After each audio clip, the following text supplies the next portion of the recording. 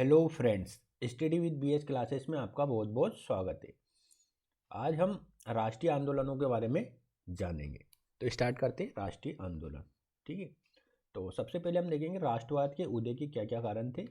कांग्रेस की स्थापना जो 1885 में हुई थी उसके बारे में जानेंगे और विभिन्न विचारधाराएं देखेंगे। इसमें उदारवादी, उग्रवादी, गांधीवादी और समाजवादी विचारधारा के बारे में जानेंगे। भारत का विभाजन और स्वतंत्रता किस तरह से प्राप्त हुई उसके बारे में जानेंगे। तो देखते हैं राष्ट्रवाद के उदय के कारण। तो सबसे पहले आता है राष्ट्रवाद के उदय के कारण में ब्रिटिश राजनीतिक, सामाजिक और आर्थिक नीतियाँ। ये नीतियाँ मैं पहले आपको पढ़ा चुका हूँ। इनसे किस तरह से भारत में राष्ट्रवाद के उदय को बल प्राप्त हुआ वो हम जानेंगे। ब्रिटिश साम्राज्यवादी नीतियों ने विभिन्न राज्यों को जीतकर उनकी अलग अलग पहचान समाप्त कर वहां एक समान राजनीतिक प्रशासनिक संरचना स्थापित की। इसी क्रम में भारत का एक गवर्नर जनरल नियुक्त किया गया, तो साथ ही एक समान कानून व्यवस्था लागू की गई। इस तरह विभिन्न क्षेत्रों में रहने वाले भारतीय एक सूत्र में बंधे। ब्रिटिश आर्थिक नीतियों ने भारत के विभिन्न क्षेत्रों के लोगों को एक दूसरे से जोड़ दिया।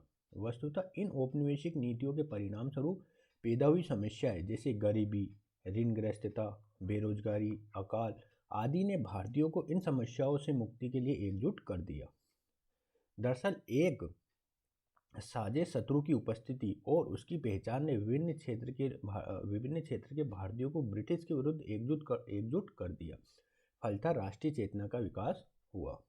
ब्रिटिश शासन द्वारा विकसित संचार प्रणाली जैसे रेलवे, सड़क, डाकतार व्यवस्था आदि ने विभिन्न क्षेत्र के लोगों के आवागमन को आसान बनाकर आपसी संपर्क को बढ़ाया। फलतः राष्ट्रीय चेतना के विकास का आधार निर्मित हुआ।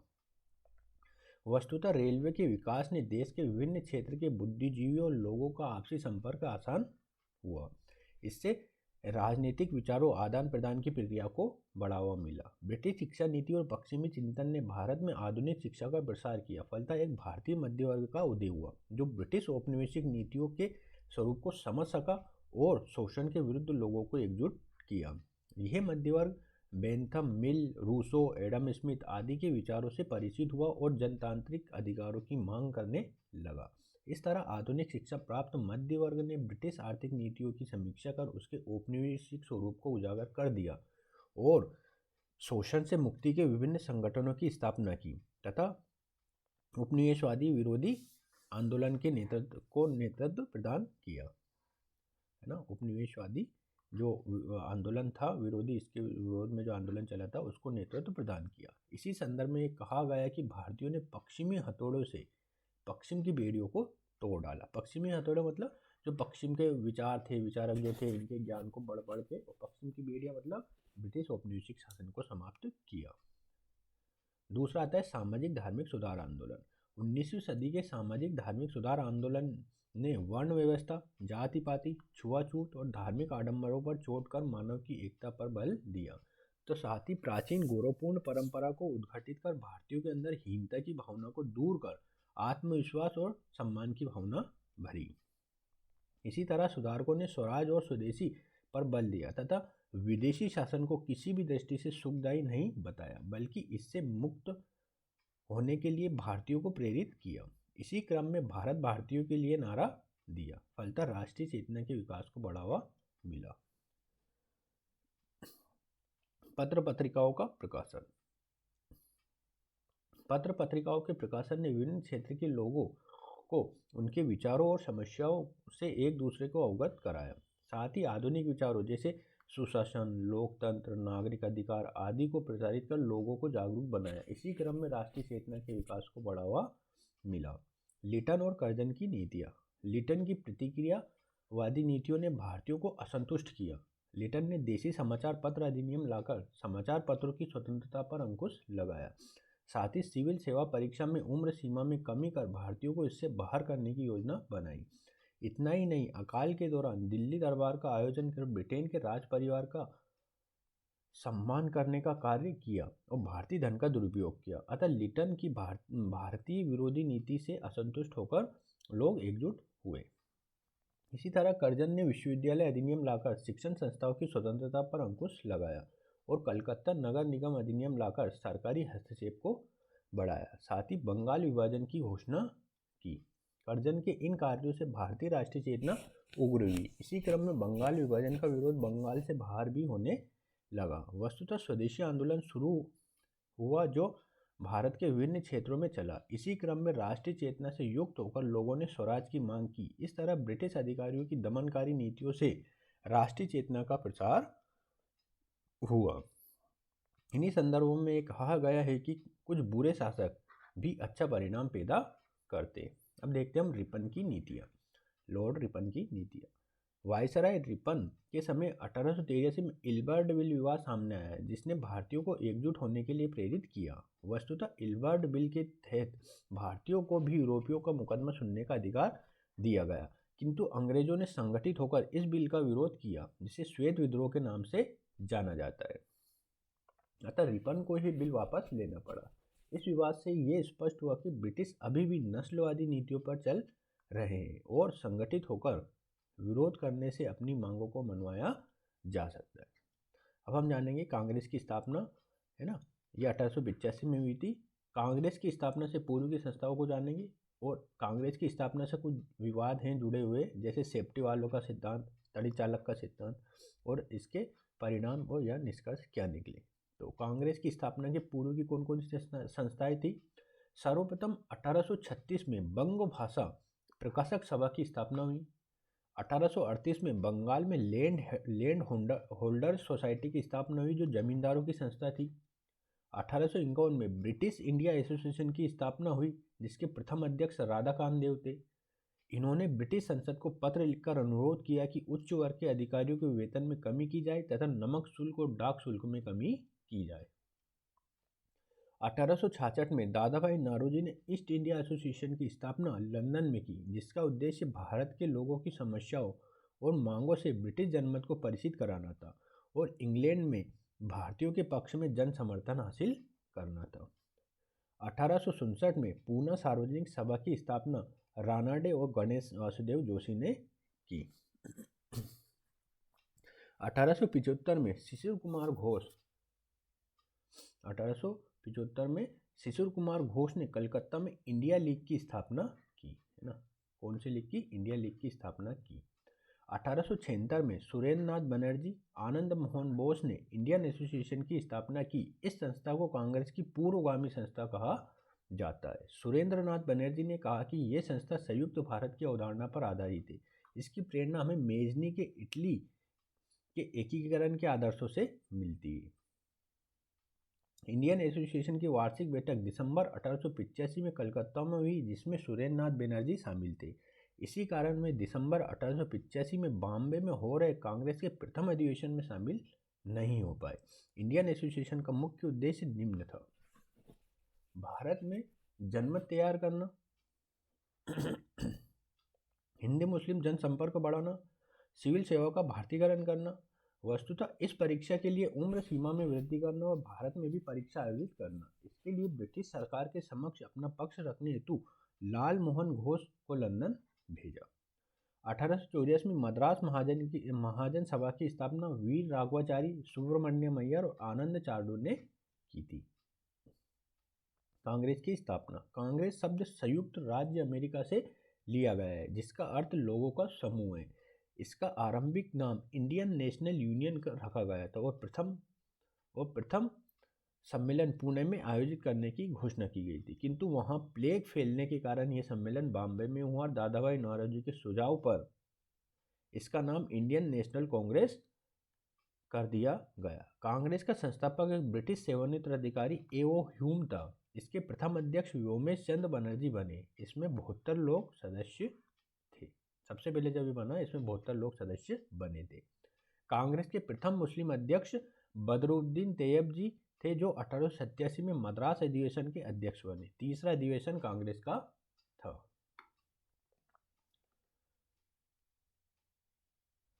ठीक है, अब कांग्रेस की स्थापना से जुड़े विवाद हम जानेंगे। तो कांग्रेस की स्थापना से जुड़े अगर विवाद को देखा जाए तो दो तरह के विवाद सामने आते हैं। पहला है सेफ्टी वाल्व का सिद्धांत और दूसरा है तड़ी चालक का सिद्धांत, है ना। तो सबसे पहले हम जानेंगे सेफ्टी वालों का सिद्धांत, है ना, या सुरक्षा कपाट का हम सिद्धांत इसे बोलते हैं।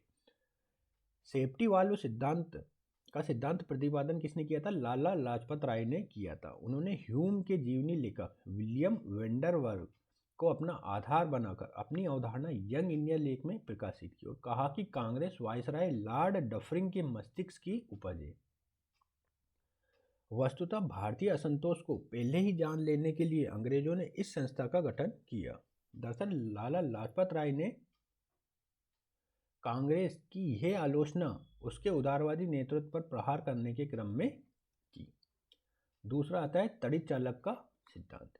गोपाल कृष्ण गोखले ने इस सिद्धांत के तहत कांग्रेस की स्थापना को स्पष्ट करते हुए कहा कि सरकारी असंतोष से बचने के लिए भारतीय नेताओं ने ह्यूम का प्रयोग किया। वस्तुतः कांग्रेस का संस्थापक यदि इस समय कोई ह्यूम जैसा उच्च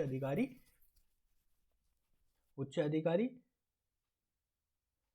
नहीं होता तो आरंभ में ही यह संस्था ब्रिटिश दमन का शिकार हो सकती थी। अतः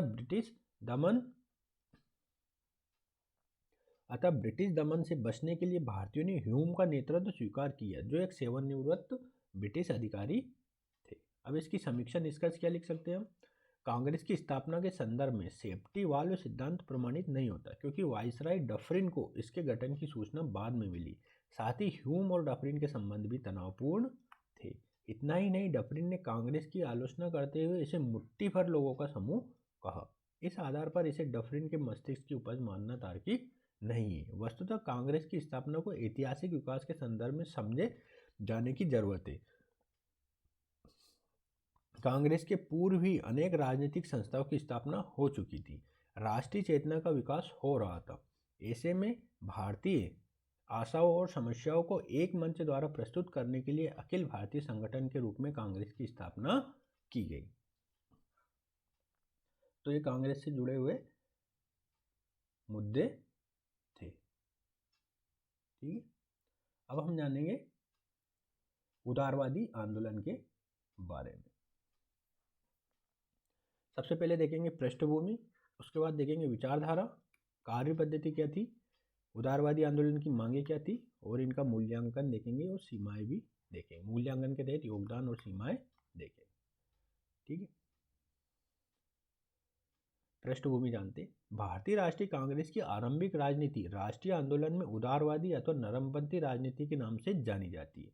इसके प्रमुख नेता दादाभाई नौरोजी, फिरोज शाह मेहता, गोपाल कृष्ण गोखले, बदरुद्दीन तैयबजी आदि थे। ये उदारवादी नेता अपने पेशे में सफलतम लोग थे और राजनीति इनके लिए अल्पकालिक कार्य था।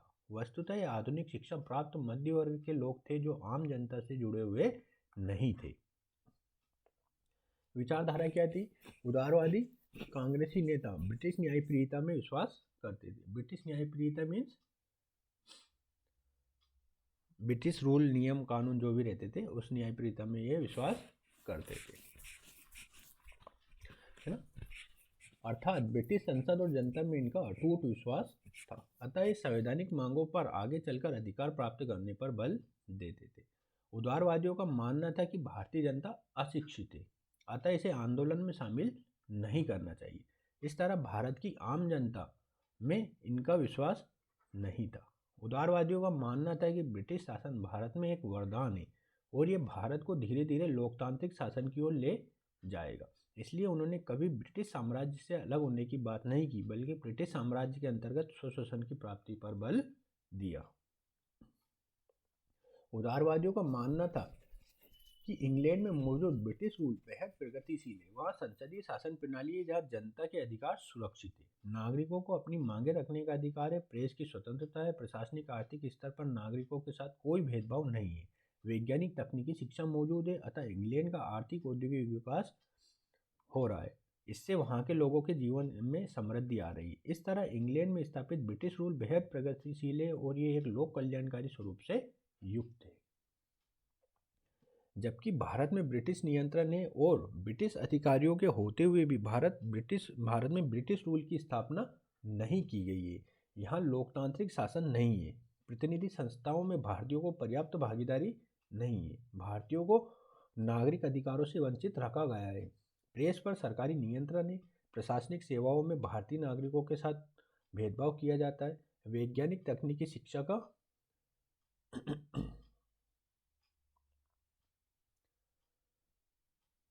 वैज्ञानिक तकनीकी शिक्षा का प्रसार नहीं है। ब्रिटिश नीतियों की वजह से भारत में कृषि का पिछड़ापन है, हस्तशिल्प उद्योगों का पतन हो गया है, अतः गरीबी, ऋणग्रस्तता, अशिक्षा, अकाल की बारंबारता मौजूद है।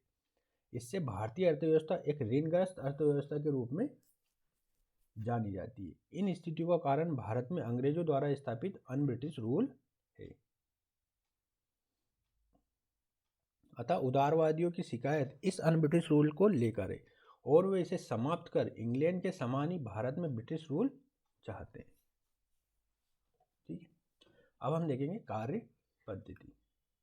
उदारवादी नेता ब्रिटिश जनमत को प्रभावित कर क्रमिक सुधारों पर बल देते हैं, अतः उन्होंने लंदन में प्रसार कार्य पर बल दिया। उदारवादी नेता प्रार्थना पत्र, स्मरण पत्र तथा विभिन्न लेख लिखकर अपनी समस्याओं को प्रस्तुत कर समाधान का प्रयास करते थे।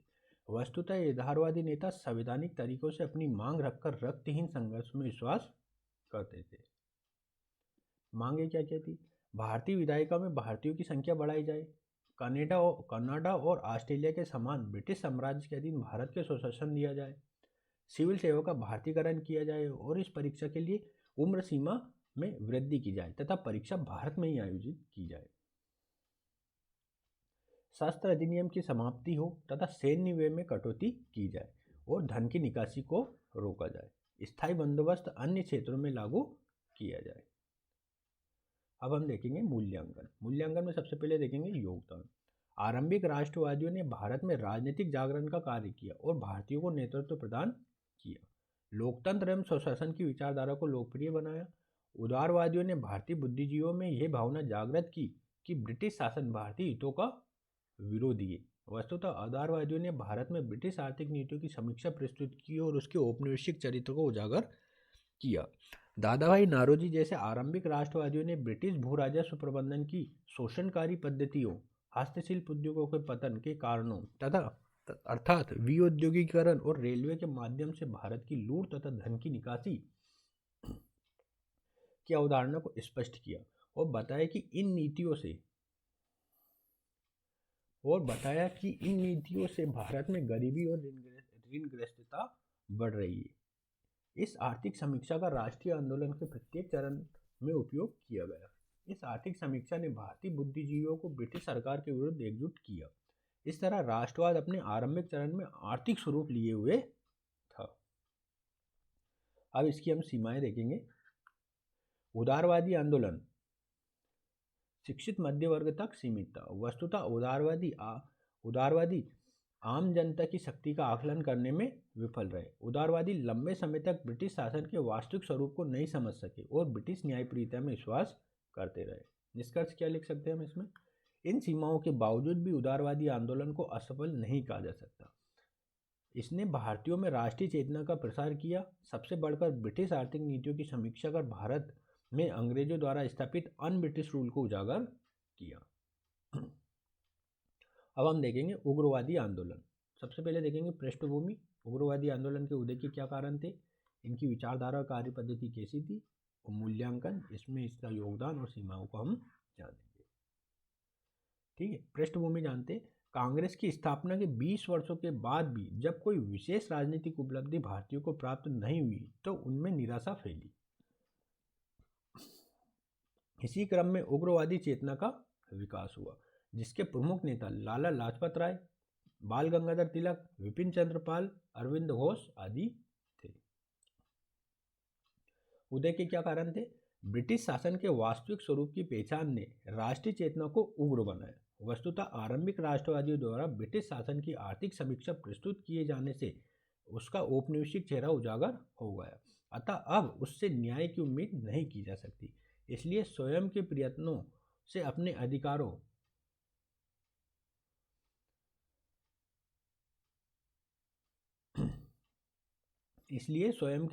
अपने अधिकारों की प्राप्ति पर बल देने के क्रम में उग्रवादी विचारधारा का उदय हुआ। ब्रिटिश सरकार ने तिलक पर राजद्रोह का मुकदमा चलाया है ना, राजद्रोह पर मुकदमा चलाया। फलतः भारतीय जनता में असंतोष फैला, अतः ब्रिटिश विरोधी विरोधी भावनाएं उग्र हुई। सामाजिक धार्मिक सुधार आंदोलन ने भी उग्रवादी चेतना के विकास को प्रोत्साहित किया। विवेकानंद ने कहा कि लंबी से लंबी रात्रि अब समाप्त होती दिख रही है, हमारी मातृभूमि गहरी नींद से जाग उठी है। इसी तरह अरविंद घोष ने कहा कि स्वतंत्रता हमारे जीवन की सांस है। इसी तरह आर्य समाज ने स्वदेशी, स्वराज और भारत भारतीयों के लिए जैसे विचारों को देकर राष्ट्रीय चेतना को उग्र बनाया। अंतर्राष्ट्रीय घटनाक्रमों ने भी राजनीतिक विचारधारा को उग्र बनाया। वस्तुतः 1896 में इथोपिया ने इटली को पराजित किया और 1905 में जापान ने रूस को पराजित किया। इससे यूरोप की अपराजयता की बात झूठी साबित हुई। अतः भारतीयों में यह विश्वास पैदा हुआ कि अंग्रेज को भी भारत से बाहर किया जा सकता है।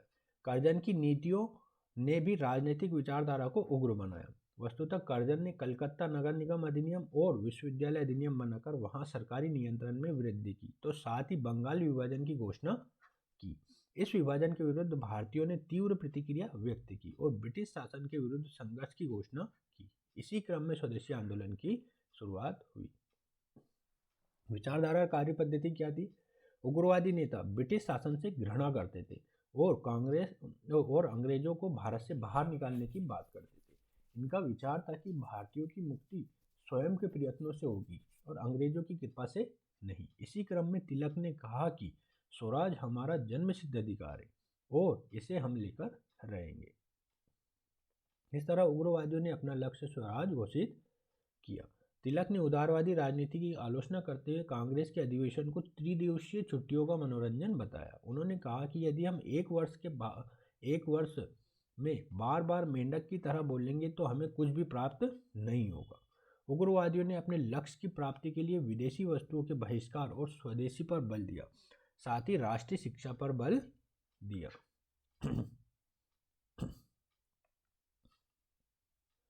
उग्रवादियों ने ब्रिटिश शासन का विरोध करने के लिए निष्क्रिय प्रतिरोध की पद्धति अपनाई, जिसके अंतर्गत धरना प्रदर्शन, बहिष्कार, जेल भरो जैसे कार्यक्रम शामिल थे। उग्रवादी प्रार्थना पत्र, स्मरण पत्र जैसे साधनों में विश्वास नहीं करते थे और ऐसा करने वाले उदारवादी राजनीतिक भिक्षावृत्ति की संज्ञा देते थे, है ना।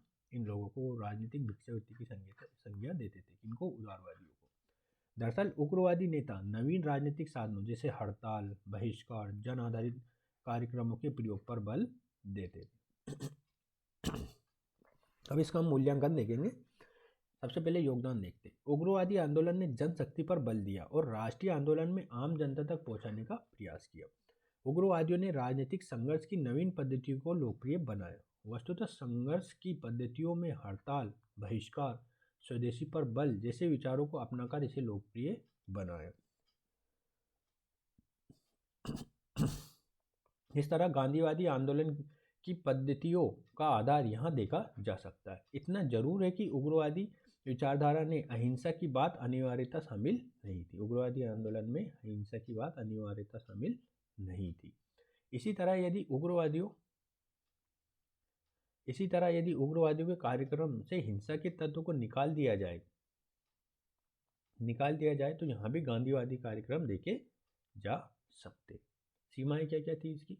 उग्रवादी आंदोलन के नेताओं ने धार्मिक प्रतीकों पर अत्यधिक बल दिया। जैसे तिलक ने शिवाजी महोत्सव, गणेश महोत्सव पर बल दिया। अतः धार्मिक प्रतीकों पर बल देने से सांप्रदायिकता को बल मिला। उग्रवादियों ने उदारवादी नेताओं से वैचारिक मतभेद इतना बढ़ा लिया कि 1907 में सूरत कांग्रेस अधिवेशन में कांग्रेस का विभाजन भी हो गया। इससे राष्ट्रीय आंदोलन कमजोर भी हो गया और ब्रिटिश सरकार को दमन करने का अवसर मिल गया।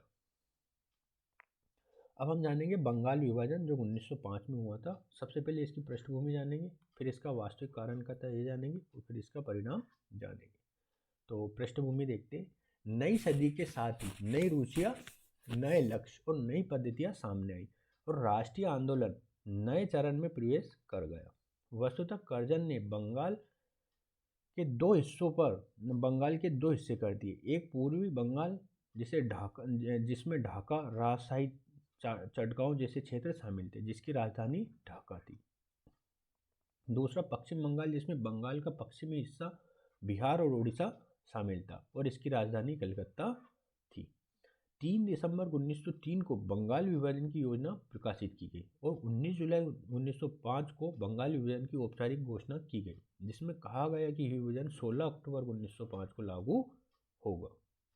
बंगाल विभाजन से जुड़े हुए व्यक्ति थे वायसराय कर्जन, गृह सचिव रिस्ले तथा बंगाल का गवर्नर फ्रेजर। कर्जन ने बंगाल विभाजन के कारणों को स्पष्ट करते हुए कहा कि प्रशासनिक दृष्टिकोण से बंगाल का विभाजन किया गया है। बंगाल एक बड़ा प्रांत है और अधिक आबादी के कारण प्रशासन का संचालन सुचारू रूप से नहीं हो पाता है। इस प्रशासनिक कमजोरी और शिथिलता से लूटपाट बढ़ती है तथा अव्यवस्था फैलती है, जिससे जनजीवन कष्टपूर्ण हो जाता है। अतः इन समस्याओं को दूर करने के लिए बंगाल का विभाजन किया गया है। अब हम इसका वास्तविक कारण जानेंगे। बंगाल के विभाजन का वास्तविक कारण क्या था? बंगाल राजनीतिक गतिविधियों का केंद्र था और बंगाल में विकसित हो रहा राष्ट्रवाद भारतीय राष्ट्रवाद को प्रोत्साहित कर रहा था। अतः राष्ट्रीय आंदोलन को कमजोर करने के लिए ब्रिटिश सरकार ने बंगाल का विभाजन किया। इसका प्रमाण यह है कि गृह सचिव रिस्ले ने कहा कि बंगाल एक बहुत बड़ी ताकत है जो विभाजित होने से कमजोर हो जाएगी। हिंदू मुस्लिम मतभेद पैदा कर फूट डालो और राज करो की नीति के तहत ब्रिटिश शासन को मजबूत बनाने के लिए विभाजन किया गया। वस्तुतः पूर्वी बंगाल में मुस्लिम बहुसंख्यक थे और मुसलमानों को अपना समर्थक बनाने के लिए ब्रिटिश सरकार ने बंगाल का विभाजन कर पूर्वी बंगाल को एक नया प्रांत बनाया। मूल बंगाल, जिसे पश्चिम बंगाल बोल देते, में बंगला भाषियों की आबादी कम कर उन्हें गैर बंगला भाषियों से लड़ाने के लिए विभाजन किया गया। वस्तुतः यहाँ हिंदी और उड़िया भाषी लोगों को एक साथ रखकर गैर बंगला भाषी लोगों की संख्या बढ़ाकर भाषाई मतभेद पैदा करना चाहा। बंगाली अभिजात्य वर्ग की आर्थिक स्थिति को कमजोर कर उनकी राजनीतिक गतिविधियों को कमजोर करना। अब एक प्रश्न आता है कि अंग्रेजों द्वारा बंगाल विभाजन का सर्वाधिक प्रमुख उद्देश्य क्या था? तो सर्वाधिक प्रमुख उद्देश्य था भारतीय राष्ट्रवाद को कमजोर करना। अब इसका हम परिणाम जानेंगे। बंगाल विभाजन के परिणाम स्वरूप भारतीयों ने अंग्रेजों के वास्तविक उद्देश्य को समझा और इसे भारतीय राष्ट्रवाद के समक्ष एक चुनौती के रूप में देखा।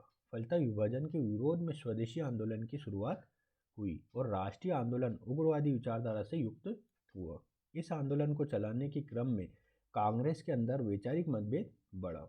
वस्तुतः उदारवादी और उग्रवादी नेताओं के बीच मतभेद बढ़ा। इसी क्रम में 1907 में सूरत में कांग्रेस का विभाजन हो गया। इस तरह एक विभाजन को रोकने के क्रम में दूसरा विभाजन हो गया। अब हम देखेंगे स्वदेशी आंदोलन जो 1905 में हुआ था। इसका कारण जानेंगे। कार्यक्रम, कार्यपद्धति, प्रसार, सामाजिक आधार, मूल्यांकन। इसके अंतर्गत हम उपलब्धियां और सीमाएं जानेंगे। कारण क्या था? बंगाल विभाजन के विरोध में स्वदेशी आंदोलन की शुरुआत हुई। कार्यक्रम क्या था? विदेशी वस्तुओं का बहिष्कार करना, सरकारी स्कूलों, अदालतों, उपाधियों का बहिष्कार करना। वस्तुतः बहिष्कार का सर्वप्रथम सुझाव कृष्ण कुमार मित्र ने अपनी पत्रिका संजीवनी में दिया था। आत्मनिर्भरता हेतु राष्ट्रीय शिक्षा और स्वदेशी पर बल देना, रचनात्मक कार्यों पर बल देकर सामाजिक सुरक्षा करना, जैसे बाल विवाह, दहेज प्रथा के विरुद्ध आवाज उठाना। कार्य पद्धति क्या थी? विभिन्न समितियों का गठन कर हड़ताल का आयोजन करना। इसी क्रम में बारिसल जो कलकत्ता में अश्विनी कुमार दत्त ने स्वदेश बांधव समिति का गठन किया और लोगों को एकजुट किया। इन समितियों द्वारा जन जागरण के क्रम में व्याख्यानों का आयोजन होता था और स्वदेशी गीतों को गाया जाता था। कार्यकर्ताओं को नैतिक प्रशिक्षण दिया जाता था। इस तरह जनता को साथ लेकर ब्रिटिश विरोधी कार्यक्रम चलाया गया। महिलाओं द्वारा धरना प्रदर्शन कार्यक्रम चलाया गया। धार्मिक प्रतीकों और नारों का प्रयोग कर लोगों को संगठित किया गया। इसी क्रम में पारंपरिक त्योहार और लोक नाट्य मंच जैसे तमाशा का उपयोग करते हुए आंदोलन का संदेश जन समूह तक पहुंचाया गया। वस्तुतः रक्षाबंधन, गणेश महोत्सव, शिवाजी महोत्सव आदि के माध्यम से लोगों को एकजुट किया गया। निष्क्रिय प्रतिरोध द्वारा सरकार विरोधी आंदोलन चलाया गया, जिसके तहत असहयोग, बहिष्कार, धरना प्रदर्शन आदि पर बल दिया गया। प्रसार कैसे हुआ? स्वदेशी आंदोलन की विधिवत शुरुआत 7 अगस्त 1905 को कलकत्ता के टाउन हॉल की बैठक में हुई, जिसमें विदेशी वस्तुओं के बहिष्कार का निर्णय किया गया। बंगाल विभाजन के दिन 16 अक्टूबर 1905 को शोक दिवस एवं हिंदू मुस्लिम एकता दिवस के रूप में मनाया गया। एकता प्रदर्शित करने के लिए लोगों ने एक दूसरे के हाथ में राखियां बांधी। ये आंदोलन बंगाल से बाहर भारत के विभिन्न क्षेत्रों में भी फैला। तिलक ने पुणे में आंदोलन का नेतृत्व किया तो लाला लाजपत राय ने पंजाब में, सैयद हैदर राजा ने दिल्ली में और चिदम्बरम पिल्लई ने मद्रास में आंदोलन का नेतृत्व किया। इस तरह आंदोलन अखिल भारतीय स्वरूप लिए हुए था। तिलक का गणपति उत्सव एवं शिवाजी उत्सव कार्यक्रम न केवल महाराष्ट्र में बल्कि बंगाल में भी स्वदेशी आंदोलन का प्रमुख माध्यम बना। सामाजिक आधार क्या था? आंदोलन में विद्यार्थी मुख्य कर्ता धर्ता बने। उन्होंने सरकारी स्कूलों का बहिष्कार किया। महिलाएं पहली बार घर से बाहर निकलकर जुलूस में आईं। पूरी बंगाल के मुस्लिम बहुसंख्यक समुदाय की भागीदारी नहीं रही। वस्तुतः अधिकांश उच्च और मध्य वर्ग के मुस्लिम नेता आंदोलन से दूर रहे अथवा बंगाल विभाजन का समर्थन किया। जैसे ढाका के नवाब सलीमुल्लाह ने बंगाल विभाजन का समर्थन किया, किंतु फिर भी अब्दुल रसूल, लियाकत हुसैन, सैयद हैदर राजा जैसे प्रगतिशील मुस्लिम आंदोलन में शामिल रहे। किसान इस आंदोलन से अलग रहे। दरअसल आंदोलन में किसानों की मांगें शामिल नहीं थी और वे जमींदारों के शोषण से पीड़ित थे। अब हम देखेंगे मूल्यांकन। सबसे पहले जानते हैं योगदान। स्वदेशी आंदोलन ने राष्ट्रवाद के वैचारिक आधार का विस्तार किया और उसे उग्र रूप दिया। स्वदेशी आंदोलन ने नई राजनीतिक पद्धतियां जैसे जन आंदोलन, बहिष्कार, धरना प्रदर्शन और रचनात्मक कार्यों को आरंभ किया। ये नई पद्धतियां नई सदी के आंदोलन की मुख्य विशेषता बन गई। स्वदेशी पर बल देने के क्रम में भारतीय उद्योगों की स्थापना को प्रोत्साहन मिला। इसी क्रम में वस्त्र उद्योग, माचिस उद्योग, बंगाल केमिकल जैसी स्वदेशी इकाइयों की स्थापना हुई, जिसका उद्देश्य वैज्ञानिक और सामाजिक शिक्षा का प्रसार करना था। वस्तुतः यह उद्देश्य राष्ट्रीय शिक्षा परिषद का था, जिसकी स्थापना इसी दौर में हुई। इसी क्रम में बंगाल नेशनल कॉलेज की स्थापना हुई, जिसका प्रथम प्राचार्य अरविंद घोष थे। स्वदेशी आंदोलन की सांस्कृतिक क्षेत्र में उपलब्धियां उल्लेखनीय रही। रविन्द्रनाथ टैगोर, द्विजेंद्र नाथ राय, दक्षिणारंजन, रजनीकांत सेन जैसे साहित्यकारों ने बांग्ला साहित्य का विकास किया। रविन्द्रनाथ टैगोर ने आमार सोमार बांग्ला नामक गीत लिखा, जो आगे चलकर बांग्लादेश का गौरवगान बना। इसी तरह दक्षिणारंजन ने ठाकुर मार झूली, दादी माँ की कथाएं जो होती थी, की रचनाएं की, जो आज भी बच्चों के लिए बच्चों को प्रेरित करती है। इसी तरह कला क्षेत्र में अवनींद्रनाथ टैगोर ने मुगल और राजपूत चित्रकला से प्रेरित होकर स्वदेशी चित्रकला का विकास किया, तो नंदलाल घोष भी एक उल्लेखनीय चित्रकार थे, जिन्हें कला की छात्रवृत्ति प्राप्त हुई। सीमाएं क्या थी इस आंदोलन की? आंदोलन में धार्मिक प्रतीकों और नारों का प्रयोग किया गया, फलतः सांप्रदायिकता को बढ़ावा मिला। आंदोलन की कार्य पद्धति के संदर्भ में उदारवादी और उग्रवादी नेताओं के बीच मतभेद बढ़ा और इसके परिणाम स्वरूप 1907 में सूरत कांग्रेस अधिवेशन में कांग्रेस का विभाजन हो गया। निष्कर्ष क्या लिख सकते हैं हम इसका? स्वदेशी आंदोलन भारत में आधुनिक राजनीति के आरंभकर्ता के रूप में देखा जाता है। इससे राष्ट्रीय आंदोलन की नई दिशा प्राप्त हुई और आंदोलन नई प्रवृत्तियों से युक्त हुआ। वस्तुतः नई सदी के साथ ही नई रुचियां, नए लक्ष्य, नई पद्धतियां सामने आई। नई रुचियां थी राजनीतिक उदारवाद से राजनीतिक उग्रवाद की विचारधारा को अपनाना। नई पद्धतियां थी निष्क्रिय प्रतिरोध के तहत धरना प्रदर्शन, बहिष्कार की पद्धतियों को अपनाना। तो नया लक्ष्य था स्वराज की प्राप्ति करना। ठीक है, अब हम देखेंगे उदारवादी और उग्रवादी राजनीति में मतभेद के बिंदु कौन कौन से थे। उदारवादी ब्रिटिश न्यायप्रियता में विश्वास करते थे। उनका मानना था कि ब्रिटेन के साथ राजनीतिक संबंध भारत के लिए लाभदायक है, जबकि उग्रवादी ब्रिटिश न्यायप्रियता में विश्वास नहीं करते थे। उनका मानना था कि ब्रिटेन के साथ राजनीतिक संबंध रखने से भारत का आर्थिक शोषण जारी रहेगा। उदारवादी नेता सरकार विरोधी आंदोलन को शिक्षित भारतीय मध्यम वर्ग तक सीमित रखना चाहते थे, जबकि उग्रवादियों ने अपने आंदोलन में जनता को शामिल कर जन आंदोलन चलाने पर बल दिया। उदारवादियों ने संवैधानिक दायरे में रहकर स्वशासन की प्राप्ति को अपना लक्ष्य घोषित किया, जबकि उग्रवादियों ने ब्रिटिश साम्राज्य से अलग होकर स्वराज की प्राप्ति पर बल दिया और जन संघर्ष के माध्यम से इसे प्राप्त करने का प्रयास किया। उदारवादी जहां प्रार्थना पत्र, स्मरण पत्र के माध्यम से ब्रिटिश जनमत को प्रभावित कर अपने लक्ष्य प्राप्ति पर बल दे रहे थे, वहीं उग्रवादी जन संघर्ष के माध्यम से बहिष्कार, हड़ताल, असहयोग जैसे नवीन राजनीतिक साधनों के प्रयोग पर बल दे रहे थे। उदारवादी नेता बंगाल विभाजन के विरोध को केवल बंगाल तक सीमित रखना चाहते थे, जबकि उग्रवादी इसे बंगाल से बाहर भी प्रसारित करना चाहते थे।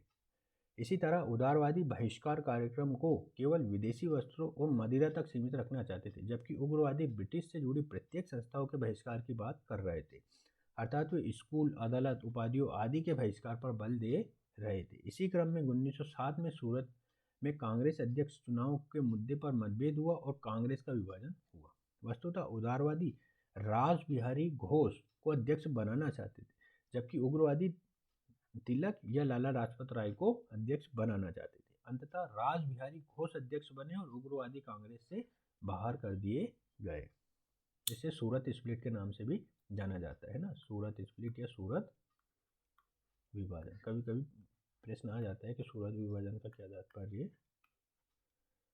तो ये जो कांग्रेस अध्यक्ष का चुनाव हुआ था, इसमें नरम दल और गरम दलों में विभाजन हो गया था, यही सूरत स्प्लिट के नाम से जाना जाता है। अब आता है बंगाल विभाजन का रद्द होना।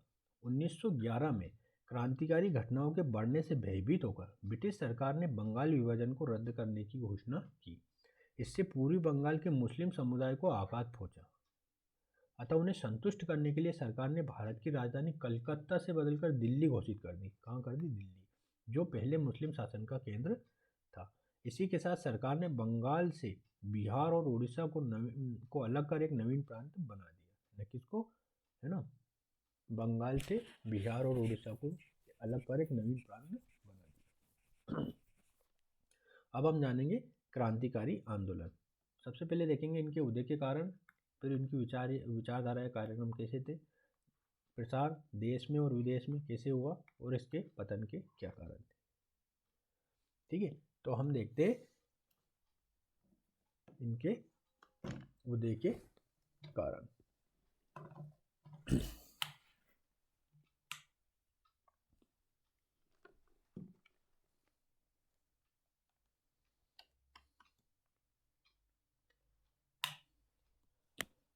उदय के कारण में सर्वप्रथम है नरमपंथी राजनीति अव्यवहारिक और गर्मपंथी राजनीति जो उग्रवादी थी असफल हो रही थी। ऐसे में लोगों का बम और पिस्तौल की राजनीति में विश्वास जागा। किसमें? बम और पिस्तौल की राजनीति में विश्वास जागा।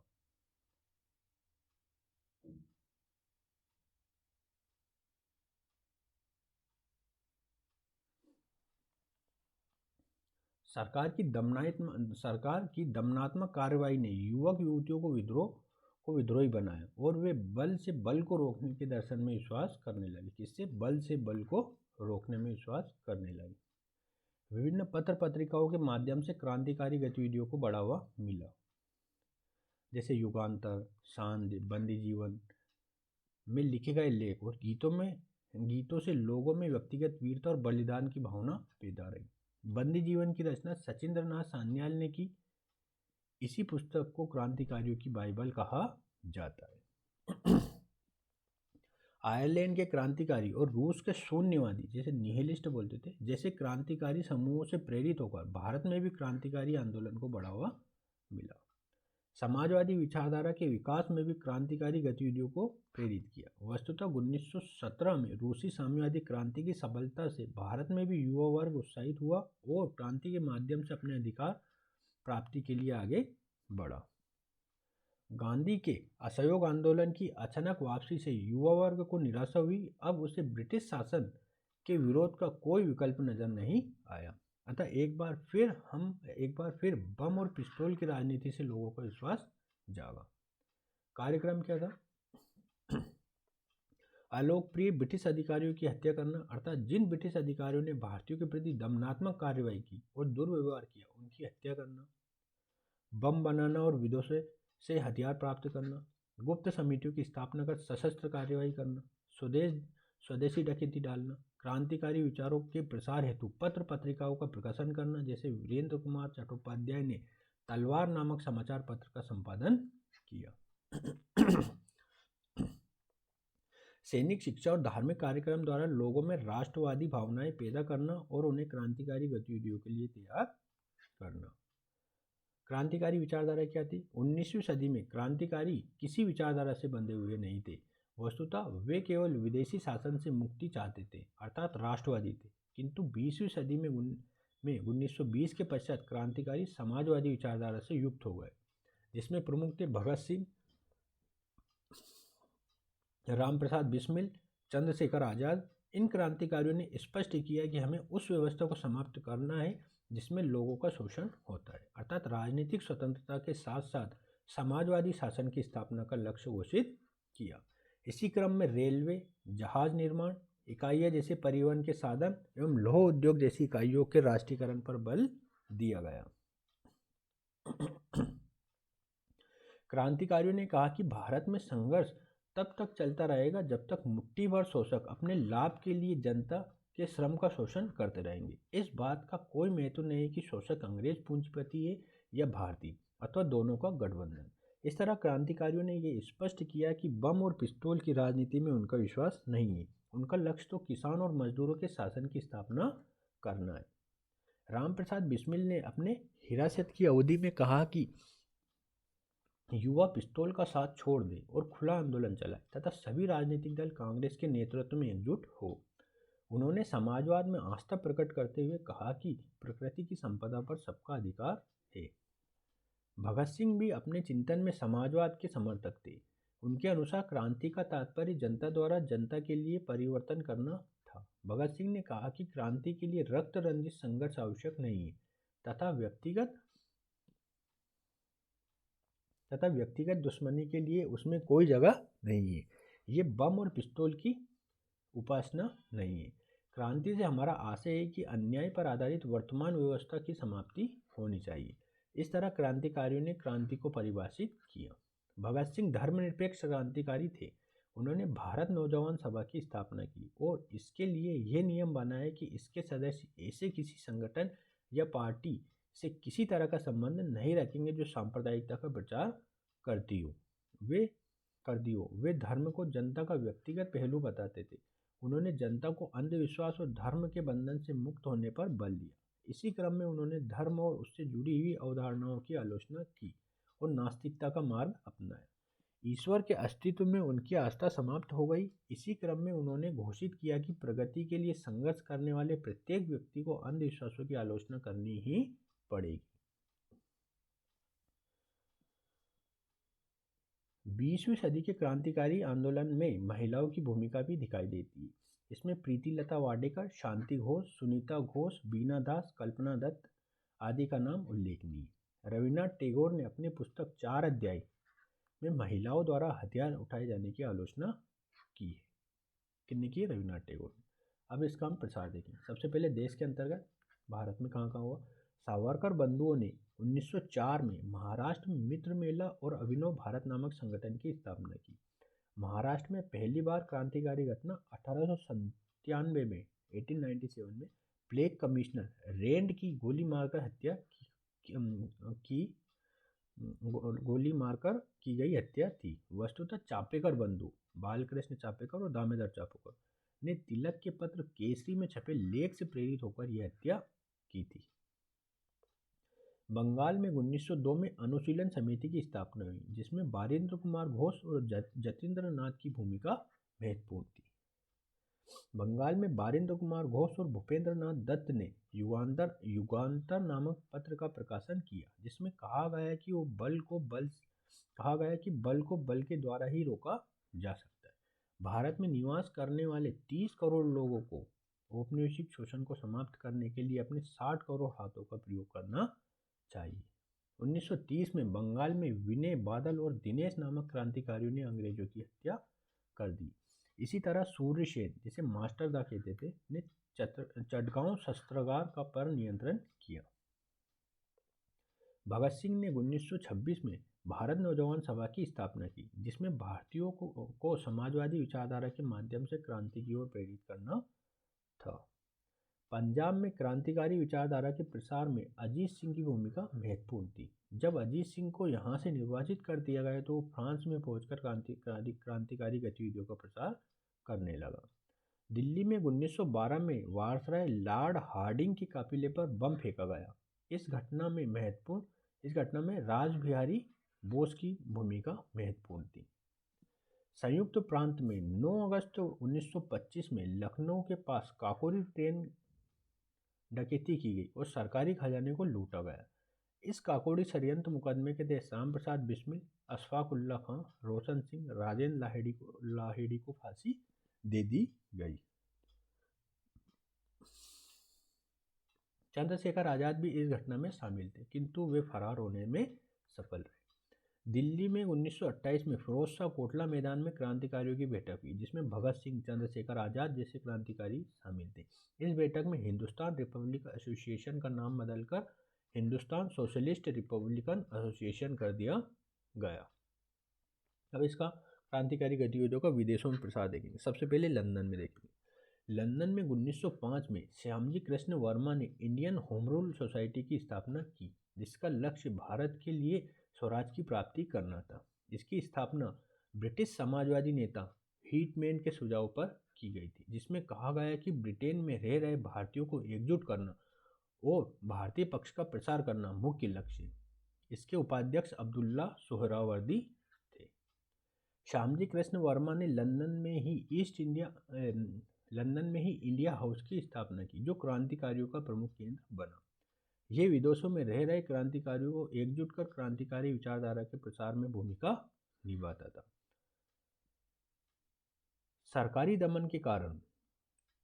तत्कालीन सरकारी दमन के कारण श्यामजी कृष्ण वर्मा को लंदन छोड़ना पड़ा और वे पेरिस चले गए। तत्पश्चात इंडिया हाउस का कार्यभार वी.डी. सावरकर ने संभाला।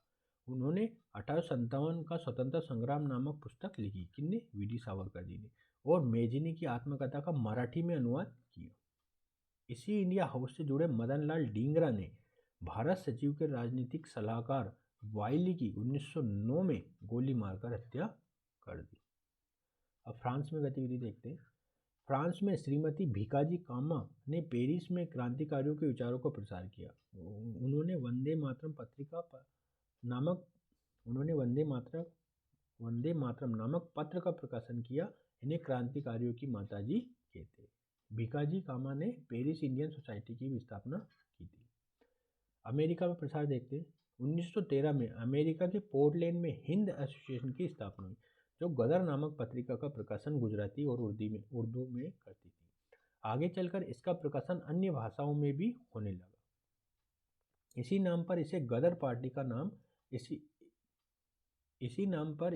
पार्टी कहा गया। वस्तुतः गदर पार्टी की स्थापना अमेरिका के सैन फ्रांसिस्को नगर में हुई, जिसमें सोहन सिंह भाकना, लाला हरदयाल और भाई परमानंद की भूमिका महत्वपूर्ण थी।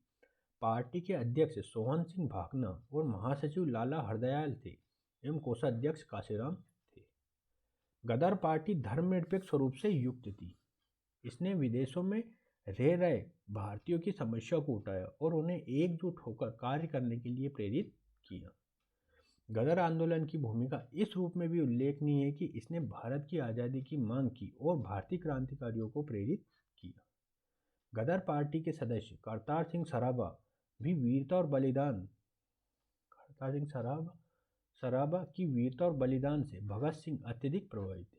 गदर आंदोलन में कामागाटा मारू जहाज विवाद ने भारतीयों का समर्थन किया।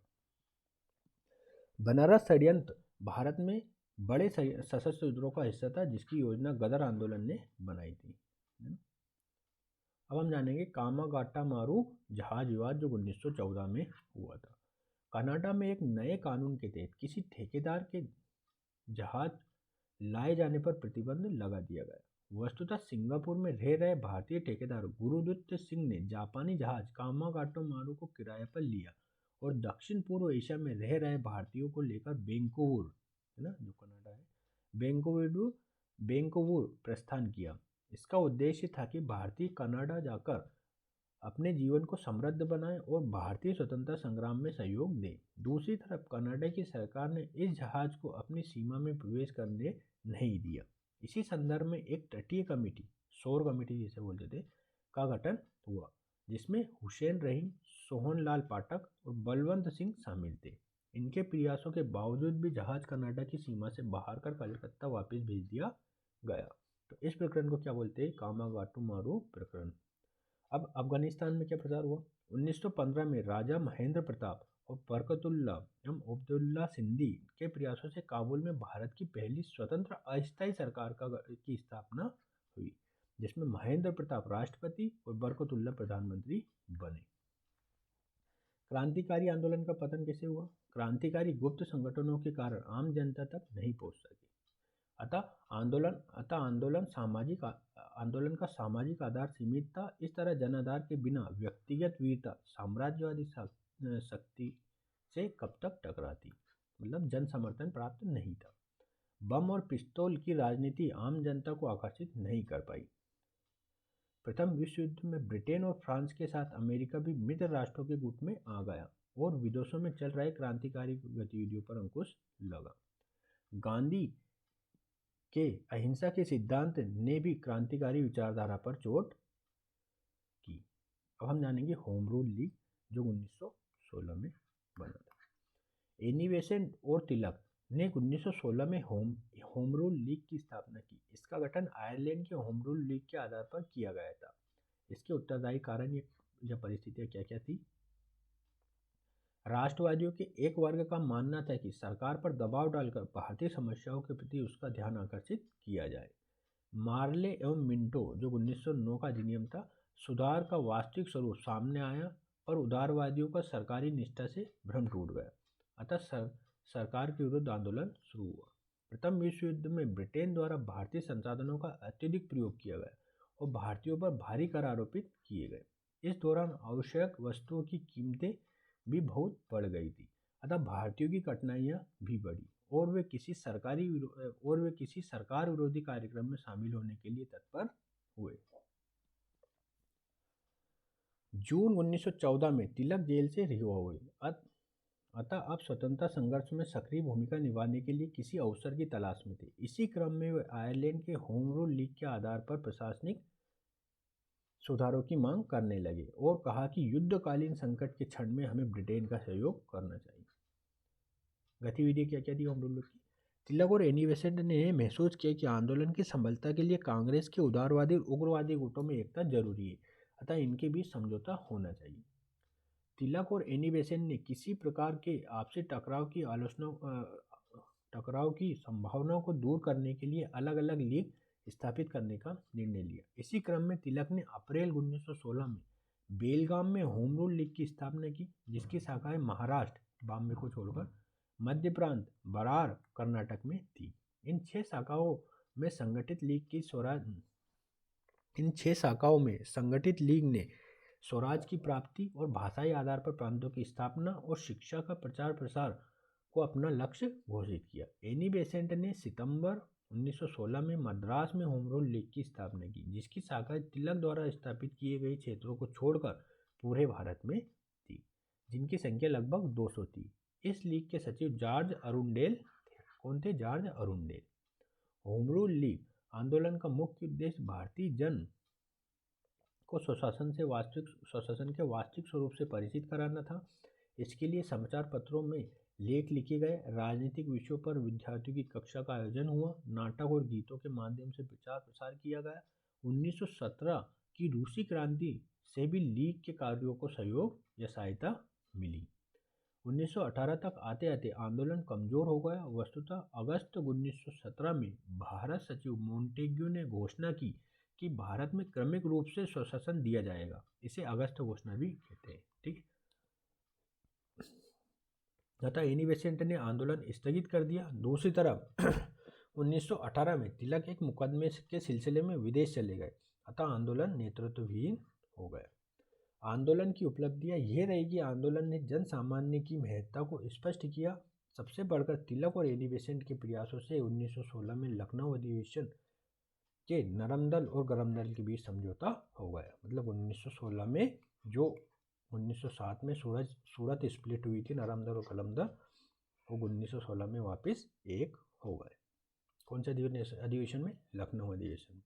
अब हम जानेंगे गांधीवादी आंदोलन। गांधीवादी आंदोलन के तहत हम देखेंगे पृष्ठभूमि, विचारधारा क्या क्या थी इनकी? सत्याग्रह की थी, साधन साध्य की पवित्रता थी, वर्ग समन्वय था, सर्वोदय की अवधारणा थी, सामाजिक और शिक्षा संबंधी विचार था, आर्थिक विचार था। कार्य पद्धति क्या थी? आंदोलन के सक्रिय और निष्क्रिय दौर में विश्वास, दबाव समझौता दबाव की राजनीति, नियंत्रित जन आंदोलन पर बल, रचनात्मक कार्य और साधारण जीवन शैली। प्रमुख आंदोलन कौन कौन से थे? रोलेट सत्याग्रह, खिलाफत आंदोलन, असहयोग आंदोलन, सविनय अवज्ञा आंदोलन और भारत छोड़ो आंदोलन। हम देखते हैं इनकी विचारधारा। सबसे पहले गांधी जी की विचारधारा आती है सत्याग्रह की विचारधारा। सत्याग्रह सत्य और अहिंसा पर आधारित एक शक्ति है जो विरोधी हृदय पर विजय प्राप्त करती है। दरअसल ये भौतिक शक्ति को नैतिक शक्ति के आगे झुकाने की कला है। इसमें शामिल अहिंसा का सिद्धांत व्यापारी, कृषक, मजदूर, परिवार के सभी सदस्यों, समाज के सभी वर्गों को आकर्षित करता है। इसके माध्यम से जन भागीदारी बढ़ती है। इसी जनशक्ति के माध्यम से साम्राज्यवादी शक्ति का मुकाबला किया जा सकता है। सत्याग्रह के अंतर्गत धरना, प्रदर्शन, असहयोग, जेल भरो जैसे कार्यक्रम शामिल है और इसमें अनिवार्य रूप से अहिंसा की अवधारणा शामिल है तथा विपक्षी के हृदय परिवर्तन पर बल दिया जाता है। जबकि उग्रवादी आंदोलन की भी निष्क्रिय प्रतिरोध की पद्धति में विरोधी को पराजित करने का भाव होता है, जिसमें हिंसा भी हो सकती है। इस तरह सत्याग्रह की अवधारणा निष्क्रिय प्रतिरोध की पद्धति से श्रेष्ठ है। साधन साध्य की पवित्रता।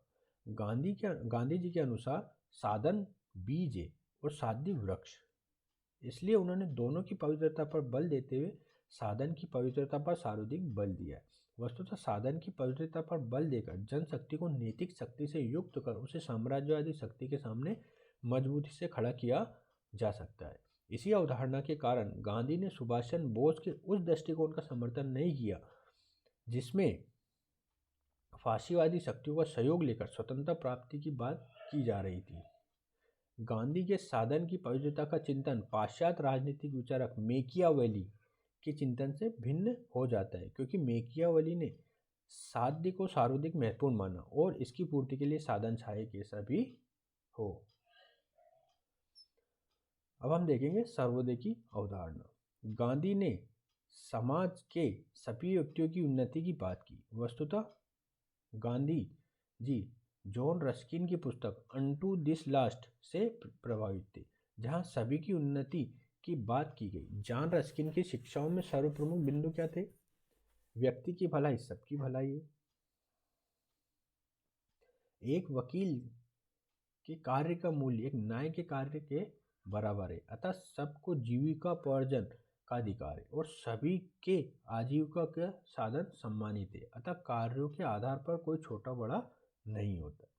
गांधी इन्हीं विचारों से प्रेरित होकर सर्वोदय पर बल देते हैं, जो बेंथम के उपयोगितावादी सिद्धांत से भिन्न हो जाता है। उपयोगितावादी सिद्धांत में अधिकतम लोगों के अधिकतम सुख की बात की गई है, जबकि सर्वोदय में सभी की उन्नति की बात कही गई है। इस तरह गांधी जी का सर्वोदय सिद्धांत वर्तमान में अनेक समस्याओं जैसे गरीबी, छुआछूत आदि के समाधान को प्रस्तुत करता है। तीसरा है वर्ग समन्वय। गांधी जी ने विभिन्न वर्गों के आपसी सहयोग और समन्वय पर बल दिया है। वस्तुतः सभी को सर्वसमावेशी नीति के तहत एकजुट कर जनशक्ति को बढ़ाकर आंदोलन को सशक्त बनाने का प्रयास किया। इस तरह वर्ग समन्वय के माध्यम से औपनिवेशिक शक्ति के समक्ष जनशक्ति को खड़ा कर जन अधिकारों की प्राप्ति पर बल दिया। इसी क्रम में गांधी ने किसान, जमींदार, मजदूर, पूंजीपति, हिंदू, मुस्लिम आदि वर्गों को आपसी सहयोग पर बल दिया। गांधी का ये वर्ग समन्वय का सिद्धांत तो मार्क्स के वर्ग समन्वय के सिद्धांत के विपरीत दिखाई देता है ना। वर्ग संघर्ष मतलब कार्ल मार्क्स ने वर्ग संघर्ष पर बल दिया था और गांधी जी ने वर्ग समन्वय पर बल दिया था। ठीक है, अब हम जानेंगे सामाजिक एवं शिक्षा संबंधी विचार। गांधी जी ने समाज में मौजूद ऊंच नीच, छुआछूत और लैंगिक भेद की अवधारणा की समाप्ति पर बल दिया। इसी क्रम में उन्होंने अछूतोद्धार के कार्यक्रम पर बल दिया और उनके मंदिर प्रवेश के लिए प्रयास किया। वस्तुतः गांधी जी मंदिर प्रवेश के माध्यम से दलितों के सामाजिक आर्थिक उन्नति का प्रयास कर रहे थे। साथ ही उन्होंने महिला सशक्तिकरण पर बल देते हुए महिलाओं को आत्मनिर्भर होने और शिक्षित करने पर बल दिया। यही वजह है कि राष्ट्रीय आंदोलन में महिलाओं की भूमिका लगातार बढ़ती गई। गांधी जी ने शिक्षा के संदर्भ में कहा कि शिक्षा स्वयं को पहचानने की कला है। उन्होंने मातृभाषा पर बल देते हुए शिक्षा को उत्पादन कार्य से जोड़कर शिक्षित बेरोजगारी दूर करने के उपाय को बताया। उनकी बुनियादी शिक्षा योजना, जिसे वर्धा शिक्षा योजना कहते हैं, इसी संदर्भ में है। आर्थिक सिद्धांत के बारे में जानेंगे, जिसे ट्रस्टीशिप थ्योरी कहते थे। गांधी जी ने इस सिद्धांत के तहत कहा कि स्वामित्व निजी होते हुए भी स्वामी उसे सार्वजनिक उपयोग के लिए सुलभ कराए, अर्थात मालिक उस संपत्ति का मात्र संरक्षक है। इस तरह गांधी ने मालिक मजदूर सहयोग पर बल दिया। गांधी ने अपनी हिंद स्वराज, जो 1909 में था, में आधुनिक औद्योगिकीकरण की आलोचना की। वस्तुतः लघु और कुटीर उद्योगों के पतन के संदर्भ में ऐसा कह रहे थे, क्योंकि भारत की बहुसंख्यक आबादी गांव में रह रही थी और इन उद्योगों के पतन से वो पिछड़ रही थी। गांधी जी की कार्य पद्धति या रणनीति के बारे में हम जानेंगे। आंदोलन के सक्रिय और निष्क्रिय दौर में विश्वास।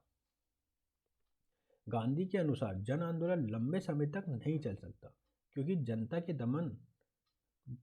के दमन सहने की शक्ति असीमित नहीं होती, अतः आंदोलन को दमन से पूर्व ही वापस लेना चाहिए। इस तरह जन आंदोलन की ऊर्जा समाप्त होने से पहले ही आंदोलन स्थगित करना चाहिए, ताकि जनता को निराशा से बचाया जा सके। दूसरी तरफ आंदोलन वापसी अर्थात निष्क्रिय दौर में रचनात्मक कार्य करना चाहिए, जिससे जनता की गतिशीलता बनी रहे और आंदोलन पुनः शुरू करने के लिए जनता ऊर्जावान हो जाए। दबाव समझौता दबाव की रणनीति, इसे संघर्ष विराम संघर्ष की रणनीति भी कहते हैं। गांधी जी ने इस रणनीति के तहत जन आंदोलन के माध्यम से सरकार पर दबाव डालकर उसे समझौते के लिए बाध्य किया और जो मांगे बची रह जाए उसके लिए पुनः आंदोलन कर दबाव बनाने की रणनीति पर कार्य किया। इसे संघर्ष विराम संघर्ष की रणनीति कहते हैं, जो गांधीवादी आंदोलन में देखी जा सकती है। किंतु संघर्ष विराम संघर्ष की यह रणनीति समग्र राष्ट्रीय आंदोलन की व्याख्या नहीं करती है। वस्तुतः राष्ट्रीय आंदोलन में भिन्न भिन्न विचारधाराओं, दलों, व्यक्तियों के माध्यम से चल रहा था। गांधीवादी रणनीति तो इस आंदोलन का एक हिस्सा मात्र थी। इसलिए संघर्ष विराम संघर्ष की रणनीति कांग्रेस के नेतृत्व में चल रहे गांधीवादी आंदोलन की व्याख्या तो करती है, लेकिन समग्र राष्ट्रीय आंदोलन की नहीं करती। अब हम देखेंगे जनशक्ति एवं नियंत्रित जन आंदोलन पर बल। गांधी जी ने साम्राज्यवादी शक्ति को झुकाने के लिए जनशक्ति पर बल दिया, तो साथ ही जन आंदोलन पर नियंत्रण लगाया। वस्तुतः गांधी जी ने सत्याग्रह, अहिंसा, साधन साध्य की पवित्रता के माध्यम से जनता पर अंकुश लगाया, तो साथ ही आंदोलन के कार्यक्रम की रूपरेखा तैयार कर जनता को इसके दायरे में रहकर कार्य करने के लिए कहा, क्योंकि अनियंत्रित जन आंदोलन से हिंसा की संभावना थी और हिंसा से आंदोलन में सभी वर्गों की भागीदारी हतोत्साहित होती। तो दूसरी तरफ हिंसा के बहाने ब्रिटिश सरकार को भी भारतीयों का दमन करने का अवसर मिल जाता। इसलिए गांधी ने नियंत्रित जन आंदोलन पर बल दिया। दूसरी तरफ गांधी आंदोलन में जनता की भागीदारी बढ़ाना भी चाहते थे। नियंत्रण के साथ जन भागीदारी बढ़ाना गांधीवादी रणनीति का एक विरोधाभास है। इसके बावजूद भी गांधी जनता के बीच अपनी लोकप्रियता बनाए रख सके, जिसका आधार उनकी साधारण जीवन शैली और रचनात्मक कार्य था। गांधी ने साधारण जीवन शैली अपनाई ताकि आम जनता से स्वयं को जोड़ा जा सके। इसी क्रम में साधारण वेशभूषा, आम बोलचाल की भाषा और यात्रा के लिए जन आंदोलन के साधनों का प्रयोग किया। पैदल यात्रा की फलतः गांधी आम जनता के वास्तविक प्रतिनिधि बन गए और जनता ने सहज ही उन्हें अपना नेतृत्व सौंप दिया। रचनात्मक कार्यों के तहत गांधी ने हिंदू मुस्लिम एकता, अछूतोद्धार कार्यक्रम, लैंगिक समानता पर बल, प्राकृतिक चिकित्सा, ग्रामीण स्वच्छता, चरखे का प्रयोग आदि पर बल दिया। ग्रामीण स्तर पर भारत की जनता के साथ जुड़ाव रखा। इस तरह आंदोलन के निष्क्रिय दौर में भी जनता को गतिशील बनाए रखा। यही वजह है कि आंदोलन शुरू करने पर जन भागीदारी बढ़ती गई। इस तरह गांधी का रचनात्मक कार्यक्रम गांव को आत्मनिर्भर बनाने और इस माध्यम से एक मजबूत भारत के निर्माण की अवधारणा से जुड़ा हुआ था। अब हम जानेंगे रोलेट सत्याग्रह, जो 1919 में हुआ था। प्रथम विश्व युद्ध के दौरान गांधी जी ने भारत के आगमन के साथ ही ब्रिटिश सरकार का सहयोग करते हुए भारतीयों को ब्रिटिश सेना में भर्ती होने के लिए प्रोत्साहित किया। इसी क्रम में सरकार ने उन्हें केसरे हिंद की उपाधि दी। किंतु युद्ध के पश्चात जब भारत की जनता संवैधानिक सुधारों के तहत नागरिक अधिकारों की प्राप्ति का इंतजार कर रही थी, तब ब्रिटिश सरकार ने सिडनी रोलेट की अध्यक्षता में एक कमेटी गठित की, जिसके सुझाव पर रोलेट एक्ट निर्मित हुआ। रोलेट एक्ट के तहत एक विशेष न्यायालय की स्थापना की गई थी। इस न्यायालय के निर्णय के विरुद्ध कहीं भी अपील नहीं की जा सकती थी। इस एक्ट के तहत सरकार की तलाशी लेने और किसी को भी गिरफ्तार करने का अधिकार दिया गया। इस तरह युद्धकालीन आपातकाल के प्रावधान को भारत में बनाए रखने की बात की गई। अतः भारतीयों ने इसे काला कानून कहकर इसका विरोध किया। इसी क्रम में गांधी ने फरवरी 1919 में रोलेट एक्ट के खिलाफ देशव्यापी आंदोलन चलाने की बात कही और एक सत्याग्रह सभा की स्थापना की। साथ ही होम रूल लीग के सदस्यों से संपर्क स्थापित कर ब्रिटिश सरकार के विरुद्ध संघर्ष चलाने का प्रयास किया। आंदोलन के दौरान राष्ट्रव्यापी हड़ताल, उपवास और प्रार्थना सभाओं का आयोजन करना तथा गिरफ्तारी देने की योजना बनाई गई। सत्याग्रह आरंभ करने की तिथि 6 अप्रैल निर्धारित की गई, जो समय से पहले ही आरंभ हो गया। इसने हिंसक रूप धारण कर लिया। इस दौरान पंजाब के अमृतसर में वैसाखी के दिन जलियांवाला बाग में एक सार्वजनिक सभा का आयोजन किया गया था। वस्तुतः पंजाब के स्थानीय नेता डॉक्टर सैफुद्दीन किस्लू और सतपाल मलिक को पंजाब से निर्वासित कर दिया गया था। अतः सरकार के इस निर्णय का विरोध करने के लिए जलियांवाला बाग में एक सभा बुलाई गई थी। अंततः एक ब्रिटिश अधिकारी जनरल डायर ने इस सभा के आयोजन को सरकारी आदेश की अवहेलना माना और बिना किसी पूर्व चेतावनी के सभा पर गोलियां चलवाई, जिसमें सैकड़ों लोग मारे गए। इस हत्याकांड के विरोध में रविन्द्रनाथ टैगोर ने सरकार द्वारा दी गई नाइटहुड की उपाधि त्याग दी तथा शंकर नायर ने वायसराय की कार्यकारिणी से त्यागपत्र दे दिया। अनेक स्थानों पर हिंसा हुई। अतः 18 अप्रैल 1919 को गांधी जी ने सत्याग्रह समाप्त घोषित कर दिया। गांधी जी ने रोलेट सत्याग्रह को अत्यंत भारी भूल, जिसे हिमालयन ब्लेंडर कहते, स्वीकार किया। अब आता है खिलाफत आंदोलन, जो कब हुआ था? 1920 में। सबसे पहले देखेंगे इसकी उत्तरदायी परिस्थितियाँ, इसका उद्देश्य क्या था ये जानेंगे, गतिविधियाँ क्या थी, प्रसार कैसे हुआ और पतन किन कारणों से हुआ, मूल्यांकन भी हम जानेंगे। क्या ये गांधी जी की रणनीतिक भूल थी? उत्तरदायी परिस्थितियों को जानते। तुर्की का खलीफा मुस्लिम विश्व का आध्यात्मिक गुरु माना जाता था और भारतीय मुसलमान भी भावनात्मक रूप से इससे जुड़ते थे। अतः ब्रिटिश सरकार द्वारा जब खलीफा के अपमान करने की बात सामने आई, तब भारतीय मुसलमान भी ब्रिटिश सरकार का विरोध करने लगे। प्रथम विश्व युद्ध में तुर्की इंग्लैंड के विरुद्ध था, किंतु ब्रिटिश सरकार ने मुसलमानों का समर्थन लेने के लिए यह आश्वासन दिया कि तुर्की सुल्तान का सम्मान बनाए रखा जाएगा। किंतु ब्रिटिश सरकार ने विश्व युद्ध के पश्चात सेवर्स की संधि के माध्यम से इस आश्वासन को भंग कर तुर्की साम्राज्य के विभाजन की योजना बनाई। फलतः मुस्लिम जनमत असंतुष्ट हुआ। इसी क्रम में खिलाफत आंदोलन शुरू हुआ। 1916 में लखनऊ अधिवेशन में, है ना, इसके अध्यक्ष कौन थे? अंबिकाचरण मजूमदार। इस अधिवेशन में हिंदू मुस्लिम एकता के क्रम में कांग्रेस ने मुस्लिम पृथक निर्वाचन प्रणाली को स्वीकार कर लिया। अतः गांधी ने हिंदू मुस्लिम एकता के अगले कदम के रूप में खिलाफत आंदोलन को देखा और इसी क्रम में कांग्रेस को भी ब्रिटिश सरकार के विरुद्ध असहयोग आंदोलन चलाने के लिए तैयार किया। अब इस आंदोलन का उद्देश्य क्या था? खिलाफत आंदोलन का उद्देश्य तुर्की खलीफा के सम्मान को स्थापित करना था। यद्यपि खिलाफत आंदोलन भारतीय राजनीति से प्रत्यक्ष रूप से नहीं जुड़ा हुआ था, किंतु फिर भी राष्ट्रीय आंदोलन में इसकी भूमिका दिखाई पड़ती है। गतिविधियाँ क्या क्या थी? 1919 में अली बंधुओं, जिसमें मोहम्मद अली और शौकत अली थे, तथा हकीम अजमल खां एवं मौलाना आज़ाद के नेतृत्व में खिलाफत कमेटी का गठन हुआ, जिसका उद्देश्य ब्रिटेन पर दबाव डालकर तुर्की के प्रति किए जाने वाले उसके व्यवहार को बदलना था। अखिल भारतीय खिलाफत कमेटी का अधिवेशन जून 1920 में इलाहाबाद में हुआ। इसी अधिवेशन में स्कूल, कॉलेज, अदालतों के बहिष्कार का निर्णय लिया गया तथा गांधी को आंदोलन का नेतृत्व करने के लिए अधिकृत किया गया। खिलाफत कमेटी ने ब्रिटिश सरकार के विरुद्ध असहयोग करने की शुरुआत करते हुए 31 अगस्त 1920 से आंदोलन शुरू किया। इसके पूर्व भी 1 अगस्त 1920 में तिलक का निधन हो गया था। तिलक ने धार्मिक मुद्दे पर मुस्लिम नेताओं के साथ कांग्रेस द्वारा वार्तालाप किए जाने का विरोध किया था। गांधी जी द्वारा खिलाफत मुद्दे को भारतीय राजनीति से जोड़ने पर जिन्ना ने गांधी की आलोचना की, क्योंकि ये एक धर्म से जुड़ा हुआ मुद्दा था। इसी समय जलियांवाला बाग हत्याकांड के आरोपी जनरल डायल को ब्रिटिश सरकार द्वारा निर्दोष घोषित करार दिया गया तथा कांग्रेस भी ब्रिटिश सरकार के विरुद्ध आंदोलन चलाने के लिए तैयार हो गई।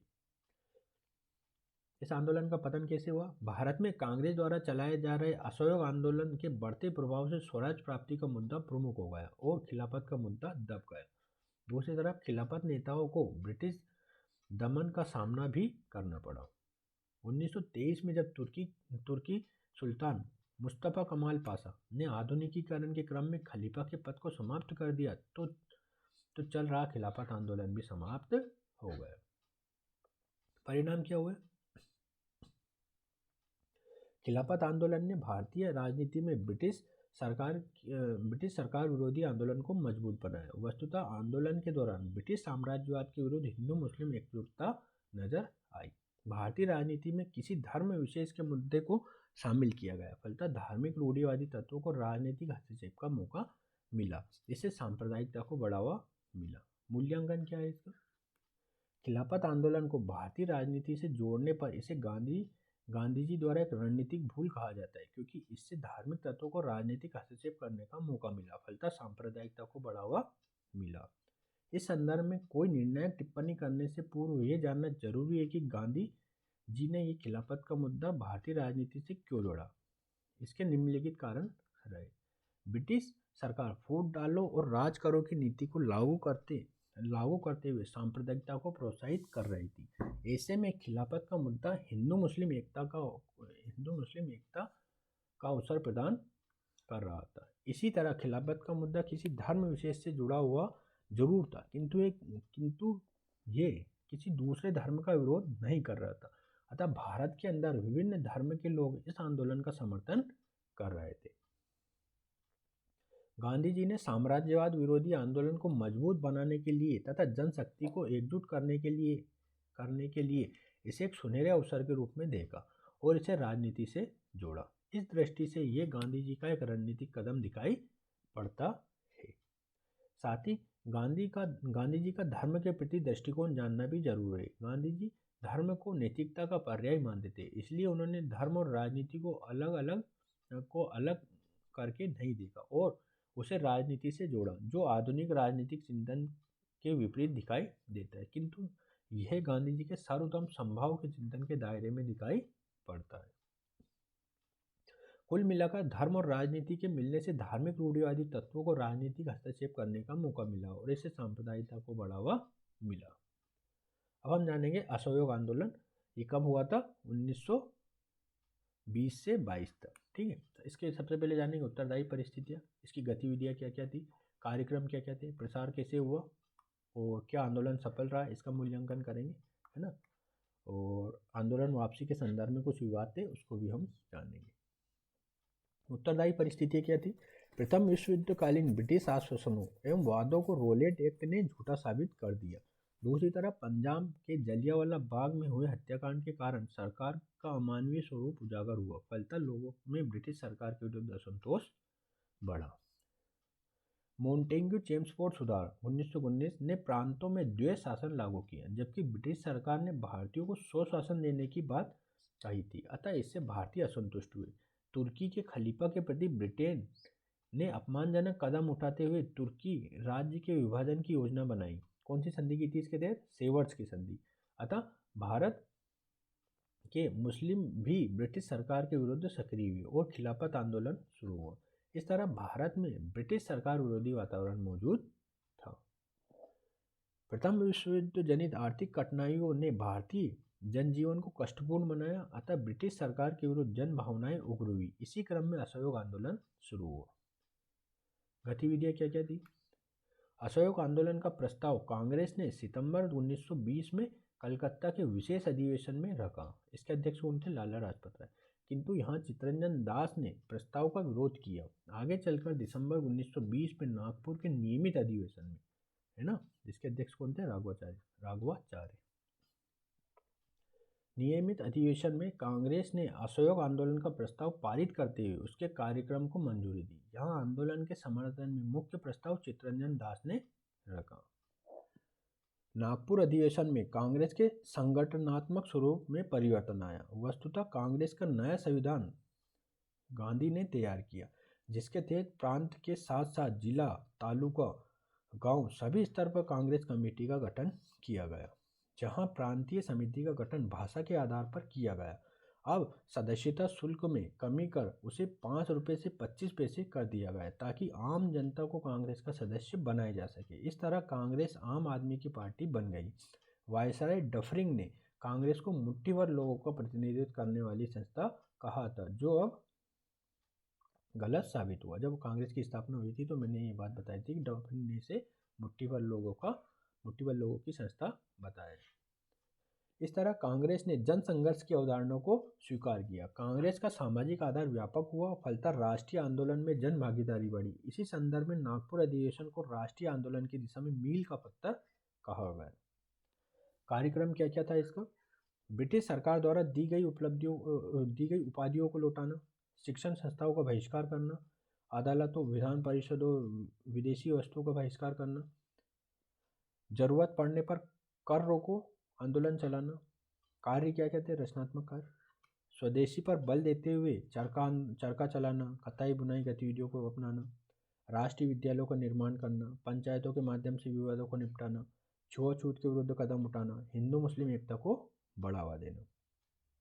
प्रसार कैसे हुआ? इस दौरान गांधी ने कहा कि यदि पूरी लगन के साथ असहयोग आंदोलन चलाया जाए तो 1 वर्ष के भीतर स्वराज मिल जाएगा। अतः लोगों ने आंदोलन के प्रति उत्साह बढ़ा।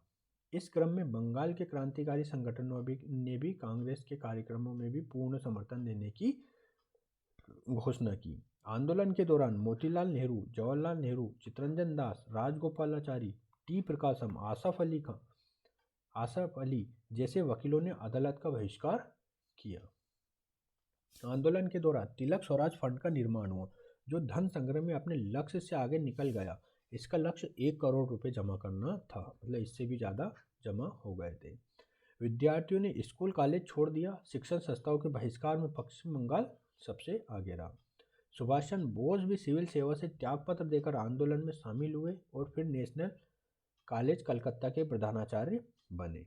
आंदोलन के दौरान बंगाल के मिदनापुर के कोटाई क्षेत्र में वीरेंद्रनाथ ससमाल ने नेतृत्व में यूनियन बोर्ड के खिलाफ आंदोलन चला। इसी तरह आंध्र प्रदेश के गुंटूर जिले के चिराला पिराला नगर और पेडानंदी तालुका में यूनियन बोर्ड के खिलाफ कर अदा न करने का आंदोलन चलाया गया।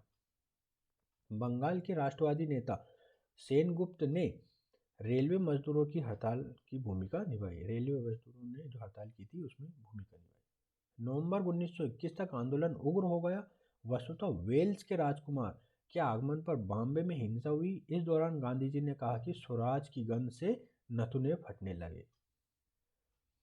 आंदोलन के समय मोहम्मद अली जिन्ना, एनी बेसेंट एवं कापाटे जैसे नेताओं ने कांग्रेस छोड़ दी, क्योंकि वे संवैधानिक और न्यायपूर्ण ढंग से आंदोलन चलाने के पक्ष में थे। असहयोग आंदोलन में विदेशी कपड़ों की होली चलाए जाने पर रविन्द्रनाथ टैगोर ने गांधी जी की आलोचना की। संयुक्त प्रांत में चोरा चोरी नामक स्थान पर 5 फरवरी 1922 को हिंसा हुई।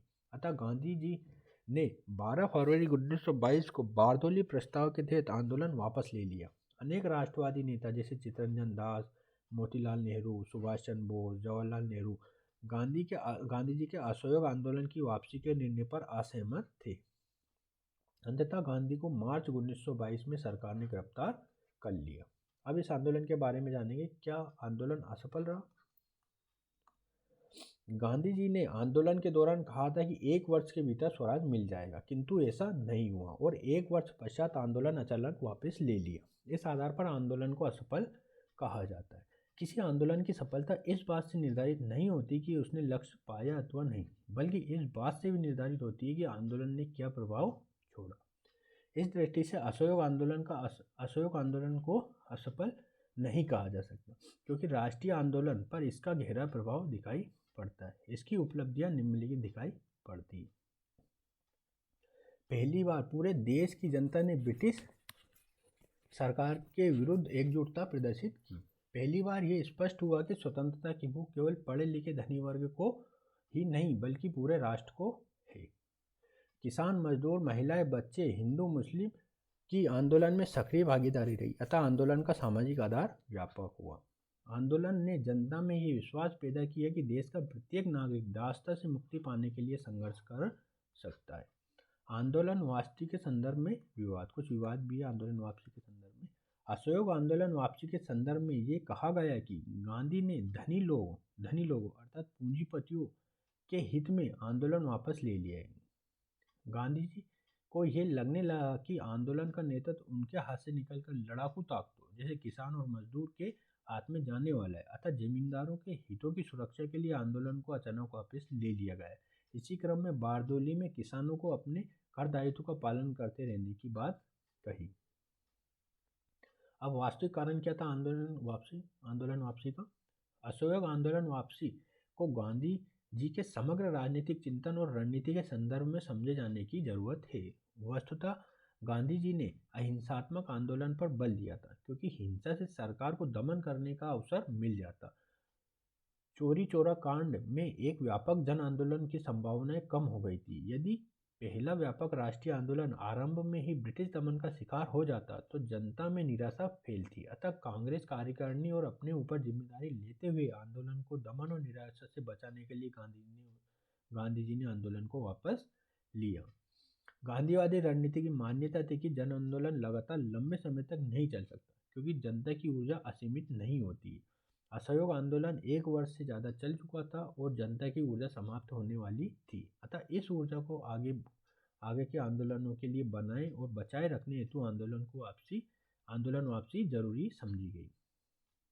लड़ाकू ताकतों से डरने और किसान विरोधी होने की बात भी तार्किक नहीं है। वस्तुतः असहयोग आंदोलन के पहले चंपारण, अहमदाबाद और खेड़ा में गांधी जी ने किसान और मजदूरों के हितों में संघर्ष किया था और आगे भी वायसराय इरविन के समक्ष अपनी मांगों में लगान में 50% कमी की मांग रखी थी। इसलिए गांधी के किसान विरोधी होने की बात प्रमाणित नहीं होती। साथ ही आंदोलन के पश्चात कर रोको आंदोलन चलाए जाने का कोई औचित्य नहीं रह गया था, इसलिए किसानों से कर दायित्वों की पूर्ति की बात की गई। इस दृष्टि से आंदोलन वापसी किसी वर्ग के स्वार्थ पूर्ति के लिए उठाया गया कदम नहीं था, बल्कि ये व्यापक राष्ट्रीय हितों से जुड़ा हुआ गांधीवादी रणनीति का हिस्सा था। असहयोग आंदोलन की वापसी के बाद जो भारतीय राजनीति है उसके बारे में हम जानेंगे।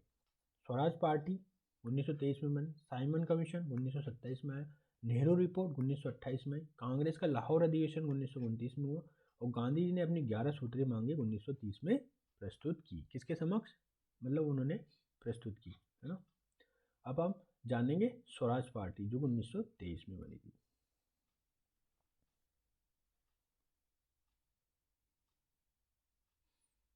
ठीक है।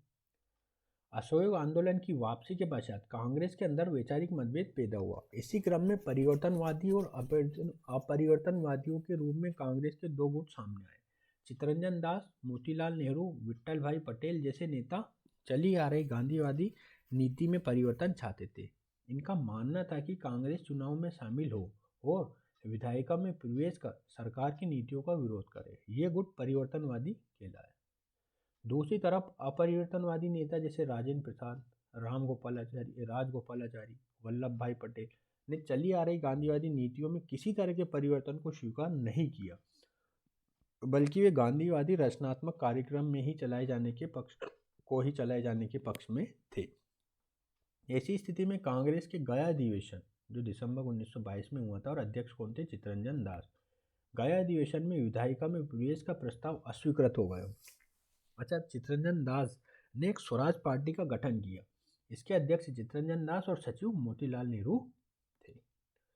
स्वराज पार्टी की मांग थी कि शीघ्र ही भारत को डोमिनियन स्टेटस दिया जाए और प्रांतों में द्वैध शासन समाप्त कर प्रांतीय स्वायत्तता प्रदान की जाए, नागरिक अधिकार प्रदान किए जाए तथा भारतीय मुद्दे पर विचार के लिए गोलमेज सम्मेलन बुलाया जाए। स्वराज पार्टी का उद्देश्य था कि विधायिका में पहुंचकर सरकार का विरोध किया जाए वे सदन में संघर्ष चलाए जाने के पक्ष में थे, किंतु 1925 में सियादास की मृत्यु के साथ ही स्वराज पार्टी का महत्व धीरे धीरे समाप्त हो गया। स्वराज पार्टी की सबसे बड़ी सफलता यह थी कि उन्होंने राष्ट्रीय आंदोलन के ठहराव के दौर में सरकार विरोधी गतिविधियां जारी रखी और 1928 में सार्वजनिक सुरक्षा विधेयक पर सरकार को पराजित किया। इसमें प्रावधान था कि अवांछित चरित्र वाले विदेशियों को सरकार देश से बाहर कर सकती है। वस्तुतः इस समय भारत में साम्यवादी विचार का तेजी से प्रसार हो रहा था और भारत में मौजूद ब्रिटिश सरकार इसे रोकने का प्रयास कर रही थी। स्वराज पार्टी ने 1925 में विट्ठल भाई पटेल को केंद्रीय विधान परिषद का अध्यक्ष बनाने में सफलता प्राप्त की। अब हम जानेंगे साइमन कमीशन के बारे में। 1919 के अधिनियम को पारित करते समय ब्रिटिश सरकार ने ये घोषणा की कि 10 वर्ष के पश्चात इन सुधारों की समीक्षा करेगी, किंतु नवंबर 1927 में ही उसने इसकी समीक्षा के लिए एक भारतीय विधिक आयोग के गठन की घोषणा की, जिसके अध्यक्ष जॉन साइमन थे। इसलिए इसे साइमन कमीशन कहा गया। इसके सभी सदस्य विदेशी थे। इस आयोग को वर्तमान सरकारी व्यवस्था, शिक्षा के प्रचार, प्रतिनिधि संस्थाओं के अध्ययन के पश्चात ये सुझाव देना था कि भारत में उत्तरदायी सरकार की स्थापना कहाँ तक उचित है और भारत इसके लिए कहाँ तक तैयार। आयोग के सभी 7 सदस्यों के विदेशी होने के कारण भारतीयों ने इसका विरोध किया।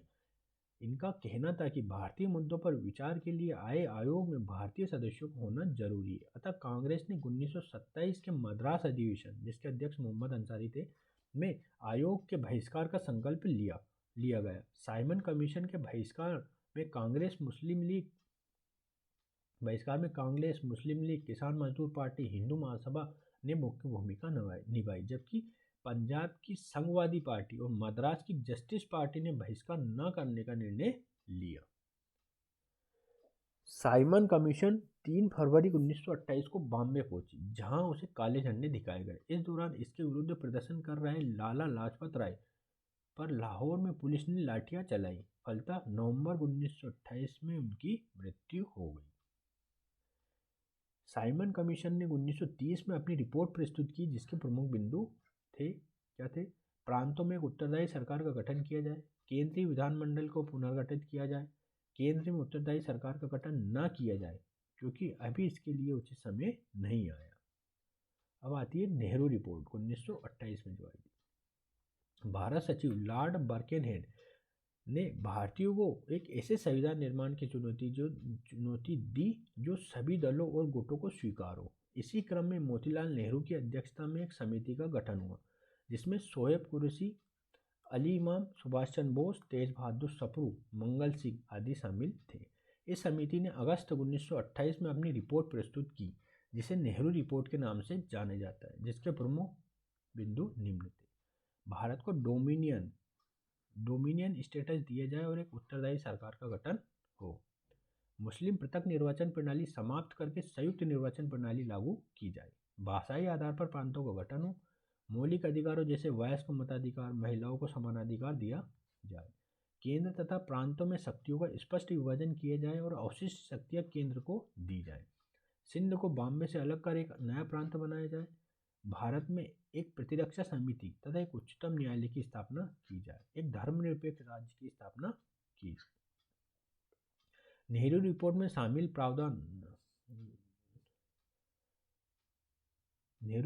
शामिल प्रावधान समिति के सदस्यों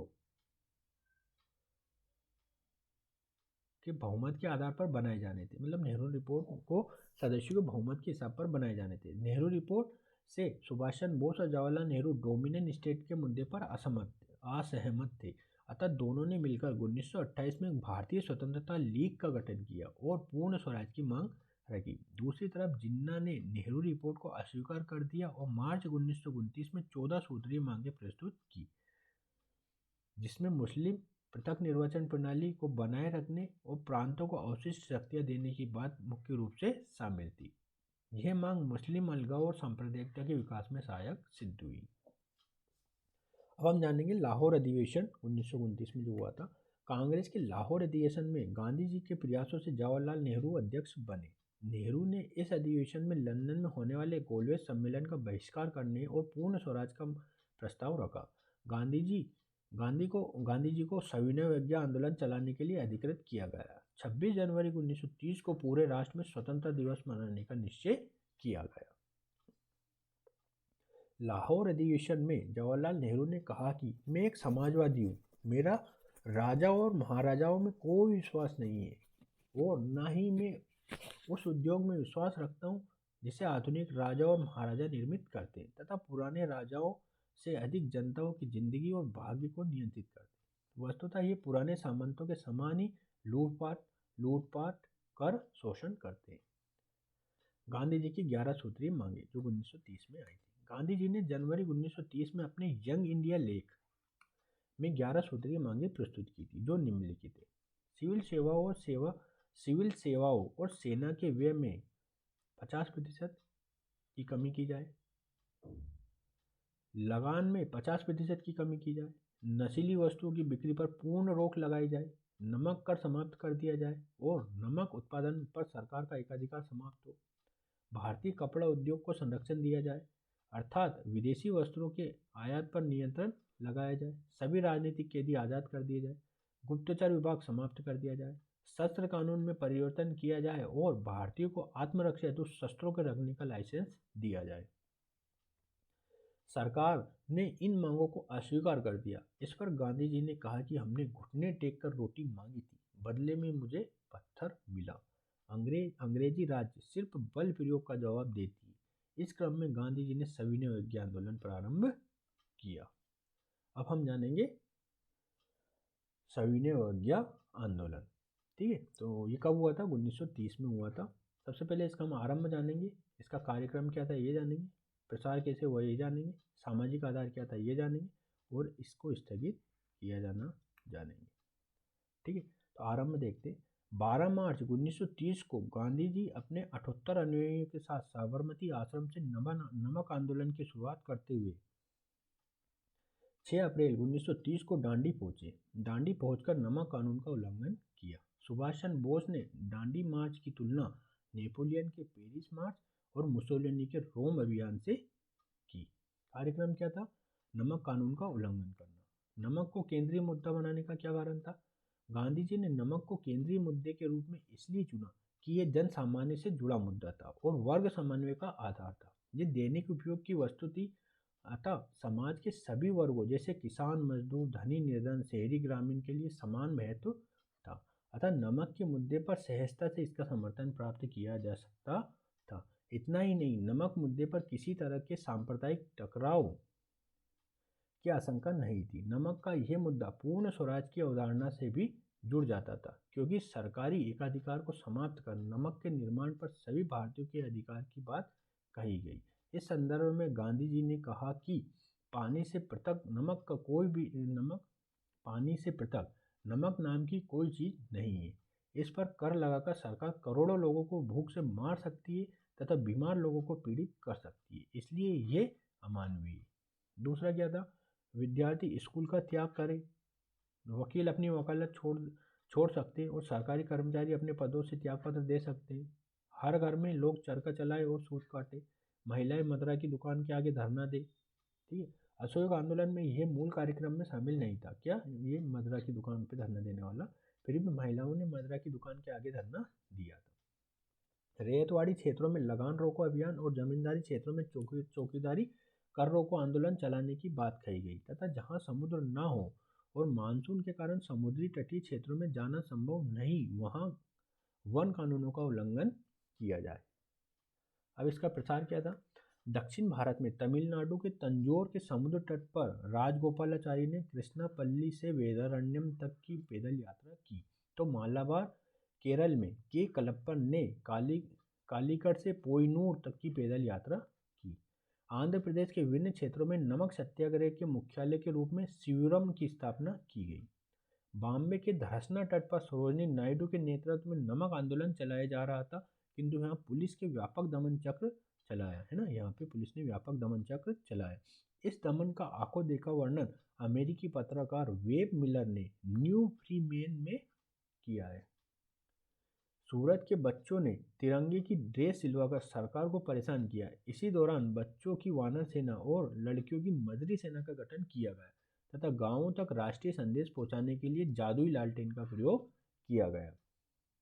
आंदोलन में जमनालाल बजाज जैसे पूंजीपति जेल भी गए, अर्थात आंदोलन में व्यावसायिक वर्गों की भागीदारी रही। असम में कनिंगम सर्कुलर के विरोध में छात्रों के नेतृत्व में आंदोलन चला। इस सर्कुलर द्वारा छात्रों और अभिभावकों को अच्छे व्यवहार का प्रमाण पत्र प्रस्तुत करने के लिए कहा गया। सविनय अवज्ञा आंदोलन के दौरान नागा जनजाति की महिला रानी गेंडेनल्लू ने 13 वर्ष की उम्र में ब्रिटिश शासन के विरुद्ध झंडा उठा लिया और इन्हें 1932 में गिरफ्तार कर लिया और आजीवन कारावास की सजा दी गई। इसी दौरान बंगाल में क्रांतिकारी नेता सूर्यसेन ने चटगांव शस्त्रागार पर नियंत्रण किया। इसी तरह पेशावर में खान अब्दुल गफ्फार खान, जिसे सीमांत गादी या बादशाह खां भी कहते थे, ने लाल कुर्ती आंदोलन चलाया और अपने स्वयंसेवकों को खुदाई खिदमतकार कहा तथा पख्तून नामक समाचार पत्र का प्रकाशन किया। गफ्फार खां अहिंसक आंदोलन चला रहे थे, किंतु उनकी गिरफ्तारी के पश्चात पेशावर में हिंसा भड़की तथा सरकार ने सेना को दमन करने का निर्देश दिया, किंतु चंदू सिंह गढ़वाली के नेतृत्व में हिंदू सिपाहियों ने मुसलमानों की भीड़ पर गोली चलाने से इनकार कर दिया। वस्तुतः उत्तर पश्चिमी सीमा प्रांत में गफ्फार खां के नेतृत्व में चल रहे सविनय अवज्ञा आंदोलन में मुसलमानों ने भागीदारी की। ये मुस्लिम बहुल क्षेत्र था, अतः अंग्रेजों को इससे निराशा हुई और ये भ्रम टूट गया कि मुसलमान स्वतंत्रता आंदोलन से पूर्णतः अलग है। अब हम जानेंगे इसका सामाजिक आधार। आंदोलन में किसानों और मजदूरों की अत्यधिक भागीदारी रही। व्यापारी समूह में भी आंदोलन उत्साहपूर्ण भाग लिया, व्यापारी समूह ने भी, क्योंकि जमनालाल बजाज जैसे लोग जेल गए थे। जनजातियों ने आंदोलन में भागीदारी की। मध्य कर्नाटक और महाराष्ट्र में इसकी भूमिका महत्वपूर्ण रही। आंदोलन में महिलाओं की सक्रिय भूमिका रही। उन्होंने विदेशी कपड़ों की दुकान, मदिरा की दुकान और अफीम के ठेकों पर धरना दिया। छात्रों की उल्लेखनीय भागीदारी रही। मुसलमानों की भागीदारी कम रही। वस्तुतः असहयोग आंदोलन की तरह वे सक्रिय नहीं रहे और इसका कारण यह था कि मुस्लिम नेताओं ने मुसलमानों को आंदोलन से अलग रहने को कहा था। आंदोलन का स्थगन। इंग्लैंड में भारतीय मुद्दों पर विचार करने के लिए गोलमेज सम्मेलन शुरू हुआ। नवंबर 1930 में आरंभ हुए इस प्रथम सम्मेलन में कांग्रेस की भागीदारी नहीं रही, अतः सम्मेलन महत्वहीन रहा। इसलिए ब्रिटिश सरकार ने ब्रिटिश दूसरे गोलमेज सम्मेलन में कांग्रेस की भागीदारी सुनिश्चित करने के लिए गांधी जी और प्रमुख नेताओं को बिना शर्त जेल से रिहा किया। इसी क्रम में तेज बहादुर सप्रू और जायकर के प्रयासों से गांधी जी और वायसराय इरविन के बीच 5 मार्च 1931 को समझौता हुआ। इस समझौते में सरोजिनी नायडू ने दो महात्माओं का मिलन कहा, है ना। इस समझौते को सरोजिनी नायडू ने दो महात्माओं के मिलन कहा। इस समझौते के तहत सरकार ने निम्नलिखित बातें स्वीकार की। कौन कौन सी? हिंसात्मक अपराधियों के अतिरिक्त सभी राजनीतिक कैदियों छोड़ दिए जाए। मदिरा, अफीम और विदेशी वस्तुओं की दुकान के आगे शांतिपूर्ण विरोध प्रदर्शन की अनुमति दी गई। समुद्र के आसपास रहने वालों को अपनी आवश्यकता अनुसार नमक बनाने की अनुमति दी गई। सरकारी सेवाओं से त्यागपत्र दे चुके भारतीयों के मुद्दे पर सहानुभूतिपूर्वक विचार किया जाएगा। किंतु गांधी द्वारा की गई पुलिस दमन की जांच की मांग को सरकार ने स्वीकार नहीं किया। फिर भी गांधी ने समझौते के तहत आंदोलन को स्थगित करने और गोलमेज सम्मेलन में कांग्रेस की भागीदारी के प्रति सहमति प्रकट की। कांग्रेस की तरफ से गोलमेज सम्मेलन में शामिल होने के लिए गांधी जी लंदन गए, जो कांग्रेस के एकमात्र प्रतिनिधि थे। सम्मेलन में महिलाओं का प्रतिनिधित्व सरोजिनी नायडू ने किया। अब इसके बाद की हम प्रमुख घटनाएं देखेंगे। तो क्या क्या प्रमुख घटनाएं थी इसके बाद?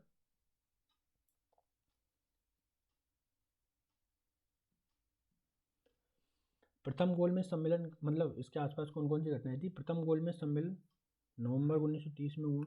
गांधी इरविन समझौता कब हुआ? 5 मार्च 1931। भगत सिंह को फांसी कब दी गई?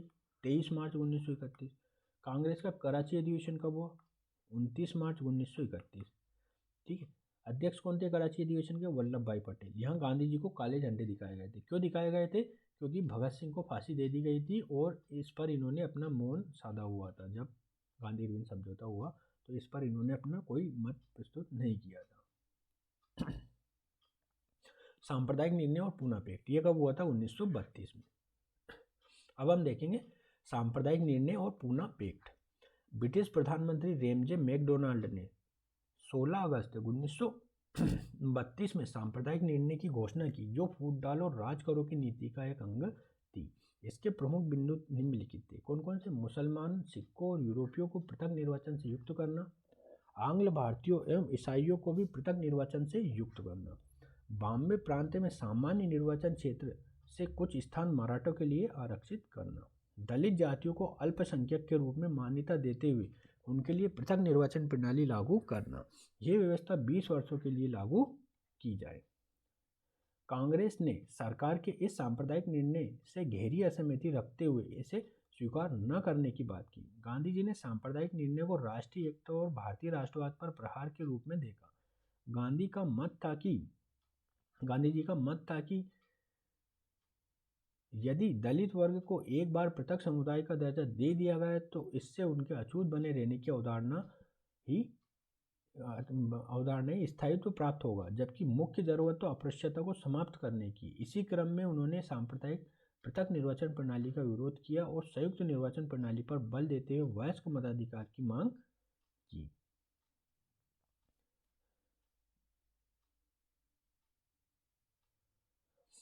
अपनी मांगों को पूरा करने के लिए गांधी जी ने 20 सितंबर 1932 से पुणे के यरवड़ा जेल से आमरण अनशन चालू किया। अंततः मदन मोहन मालवीय और एम.सी. रजा के प्रयासों से 26 सितंबर 1932 को अंबेडकर के साथ पुनः समझौता किया गया, जिसके तहत दलित वर्ग के लिए पृथक निर्वाचन प्रणाली समाप्त कर दी गई और आरक्षण की व्यवस्था की गई। इसी क्रम में प्रांतीय विधानमंडल में 148 सीट आरक्षित की गई तथा केंद्रीय विधानमंडल में भी आरक्षण लागू किया गया। साथ ही सार्वजनिक सेवाओं और स्थानीय संस्थाओं में उनके शैक्षिक योग्यता के आधार पर उचित प्रतिनिधित्व देने की बात कही गई।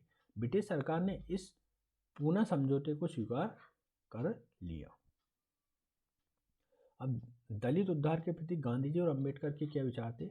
डॉक्टर अंबेडकर दलित वर्ग के उत्थान के लिए उनके आत्म सुधार पर बल देते थे। उन्होंने दलित जातियों को मदिरापान और मांस भक्षण की आदतें छोड़ने की सलाह दी, साथ ही बच्चों की शिक्षा पर ध्यान देने को कहा। इस माध्यम से दलितों को हीन भावना से ऊपर उठने के लिए प्रेरित किया।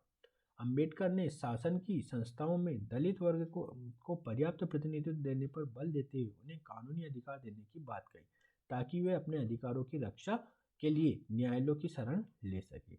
इस संदर्भ में गांधी का विचार था कि सवर्ण हिंदुओं के हृदय परिवर्तन के माध्यम से अस्पृश्यता की प्रथा समाप्त की जा सकती है। वस्तुतः गांधी जी दलितों को मंदिर प्रवेश के माध्यम से सामाजिक आर्थिक उन्नति के मार्ग पर ले जाना चाहते थे। इनका मानना था कि अछूत की ये भावना सवर्ण हिंदुओं द्वारा लाई गई है, अतः मंदिरों में प्रवेश के माध्यम से ये हिंदू सवर्ण दलित समूह के साथ जब कोई भेदभाव नहीं करेगा तो समाज में अस्पृश्यता की भावना हमेशा के लिए समाप्त हो जाएगी। किंतु अंबेडकर जी इस दृष्टिकोण से सहमत नहीं थे।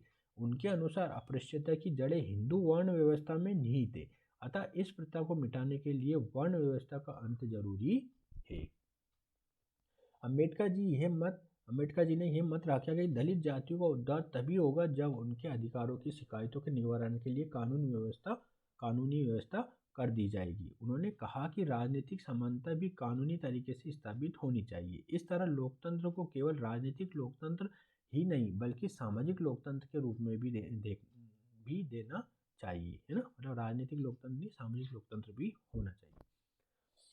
गांधी जी छुआछूत के विरोधी थे, अतः उन्होंने अपनी जेल की अवधि के दौरान ही सितंबर 1932 में अखिल भारतीय अस्पृश्यता विरोधी लीग की स्थापना की और जनवरी 1933 में हरिजन नामक साप्ताहिक पत्र का प्रकाशन किया। नवंबर 1933 में उन्होंने वर्धा में हरिजन यात्रा आरंभ की। इसी क्रम में जुलाई 1934 तक गांधी जी ने पूरे देश में लगभग 20,000 किलोमीटर की यात्रा कर लोगों को जागरूक बनाने का प्रयास किया। अब हम जानेंगे द्वितीय विश्व युद्ध तथा भारत। कांग्रेस की राजनीति। प्रांतीय सरकारों से त्याग पत्र 1939 में दिया था। अगस्त प्रस्ताव 1940 में आया था। व्यक्तिगत सत्याग्रह अक्टूबर 1940 में हुआ था। क्रिप्स मिशन मार्च 1942 में आया था। भारत छोड़ो आंदोलन अगस्त 1942 में प्रारंभ हुआ था। तो अब हम जानेंगे कांग्रेस की रणनीति या राजनीति। द्वितीय विश्व युद्ध के आरंभ होते ही ब्रिटेन ने भारत को अपना सहयोगी घोषित कर दिया। इस पर भारतीय नेताओं ने प्रतिक्रिया व्यक्त की। सुभाष चंद्र बोस का तर्क था कि चूंकि यह युद्ध साम्राज्यवादी है और दोनों पक्ष अपने अपने औपनिवेशिक हितों की पूर्ति के लिए लड़ रहे हैं, अतः किसी एक पक्ष का समर्थन नहीं किया जा सकता। इसलिए कांग्रेस को तत्काल सरकार विरोधी आंदोलन आरंभ कर देना चाहिए तथा भारत में फासीवादी शक्तियों का सहयोग लेते हुए उनकी सेना के माध्यम से अंग्रेजों के विरुद्ध सशस्त्र कार्यवाही करनी चाहिए। वस्तुतः सुभाष चंद्र बोस अहिंसा एवं साधन की पवित्रता जैसे गांधीवादी विचारों से अब सहमत नहीं थे। सुभाष चंद्र बोस इससे पहले भी असहयोग आंदोलन की अचानक वापसी के मुद्दे पर गांधी जी से असहमत थे, तो साथ ही साम्यवादी विचारों से प्रेरित होकर किसानों और मजदूरों के हितों की रक्षा के लिए वर्ग संघर्ष पर बल देते थे, जबकि गांधी जी वर्ग समन्वय पर बल देते हुए सर्वोदय की बात करते थे। इसी तरह सुभाष चंद्र बोस गांधी इरविन समझौते से भी सहमत नहीं थे, क्योंकि यह समझौता पूर्ण स्वराज की मांग से पीछे हट गया था। कांग्रेस ने इस दौरान स्पष्ट किया कि फासीवादी शक्तियों की आलोचना की जानी चाहिए और एक ही स्थिति में ब्रिटिश सरकार का सहयोग किया जा सकता है, जब भारत में तुरंत एक उत्तरदायी सरकार का गठन हो, किंतु सरकार ने ऐसा कोई आश्वासन नहीं दिया। अतः 1939 में कांग्रेस की प्रांतीय सरकारों ने त्यागपत्र दे दिया। इस अवसर पर मुस्लिम लीग ने मुक्ति दिवस के रूप में मनाया। इसी क्रम में वायसराय लिन लिथगो ने भारतीयों का समर्थन प्राप्त करने के लिए अगस्त प्रस्ताव प्रस्तुत किया। तो अगस्त प्रस्ताव क्या था? ये 1940 में आया था। इसके तहत कहा गया कि युद्ध के पश्चात एक संविधान सभा का गठन होगा। किसका? संविधान सभा का गठन होगा, जो भारतीयों द्वारा निर्मित होगा। इस निर्मित संविधान को ब्रिटिश संसद द्वारा मंजूरी दी जाएगी। युद्ध के पश्चात भारतीयों को डोमिनियन स्टेटस दिया जाएगा। युद्ध के दौरान भारत की सुरक्षा के लिए एक युद्ध सलाहकारी परिषद का गठन किया जाएगा, जिसमें ब्रिटेन और भारत के प्रतिनिधि शामिल होंगे। वायसराय की परिषद में भारतीयों की संख्या बढ़ाकर उसका बहुमत रखा जाएगा। अल्पसंख्यकों को यह आश्वासन दिया गया है कि ब्रिटिश सरकार किसी ऐसी संस्था को शासन नहीं सौंपेगी जिसके विरुद्ध सशक्त मत हो। प्रतिक्रिया क्या हुई? कांग्रेस ने अगस्त प्रस्ताव को अस्वीकार कर दिया। नेहरू ने कहा कि डोमिनियन स्टेटस का मुद्दा पहले ही महत्वपूर्ण हो चुका है, अतः अब इसकी प्राप्ति के आश्वासन का कोई महत्व नहीं है। मुस्लिम लीग ने अल्पसंख्यकों के संदर्भ में दिए गए आश्वासन का स्वागत तो किया, किंतु पाकिस्तान की मांग को स्पष्ट रूप से स्वीकार न करने के कारण उसने अगस्त प्रस्ताव को स्वीकार नहीं किया या अस्वीकार कर दिया। किसको? अगस्त प्रस्ताव को। किसने? मुस्लिम लीग ने। 23 मार्च 1940 को मुस्लिम लीग का लाहौर अधिवेशन हुआ, जिसमें पहली बार पाकिस्तान की प्राप्ति का प्रस्ताव पारित किया गया। इस प्रस्ताव की रूपरेखा तैयार करने में फजलुल हक, सिकंदर हयात खान और खलीक उज़्ज़मा की भूमिका महत्वपूर्ण थी। अधिवेशन में इस प्रस्ताव को फजलुल हक ने प्रस्तुत किया था। जिसका क्या है अगस्त प्रस्ताव का? अगस्त प्रस्ताव का महत्व संवैधानिक दृष्टि से इस रूप से कि ब्रिटिश सरकार ने पहली बार भारतीयों द्वारा एक संविधान सभा के निर्माण की बात को स्वीकार किया तथा संविधान सभा के गठन और डोमिनियन स्टेटस देने की बात कही। अब आता है व्यक्तिगत सत्याग्रह या दिल्ली चलो आंदोलन अक्टूबर 1940 में। अगस्त प्रस्ताव की विफलता के पश्चात गांधी जी ने युद्ध प्रयासों का विरोध करते हुए ब्रिटिश शासन के विरुद्ध व्यक्तिगत सत्याग्रह आंदोलन आरंभ किया, जिसका अग्रलिखित लक्ष्य था यह दिखलाने कि भारत के लोग युद्ध में ब्रिटिश के समर्थन में नहीं है तथा भारतीय फासीवादी सरकार तथा भारत की ब्रिटिश साम्राज्यवादी सरकार में कोई भी अंतर नहीं है ना। फासीवादी सरकार तथा भारत की ब्रिटिश साम्राज्यवादी सरकार में कोई भी अंतर नहीं है। कांग्रेस की मांगों को शांतिपूर्वक स्वीकार किए जाने के लिए सरकार को एक अवसर प्रदान करना, ये दिखलाने कि राष्ट्रवादियों का धैर्य उनकी दुर्बलता नहीं है। गतिविधियां क्या क्या थी इसमें? व्यक्तिगत सत्याग्रह के प्रथम सत्याग्रही विनोबा भावे थे।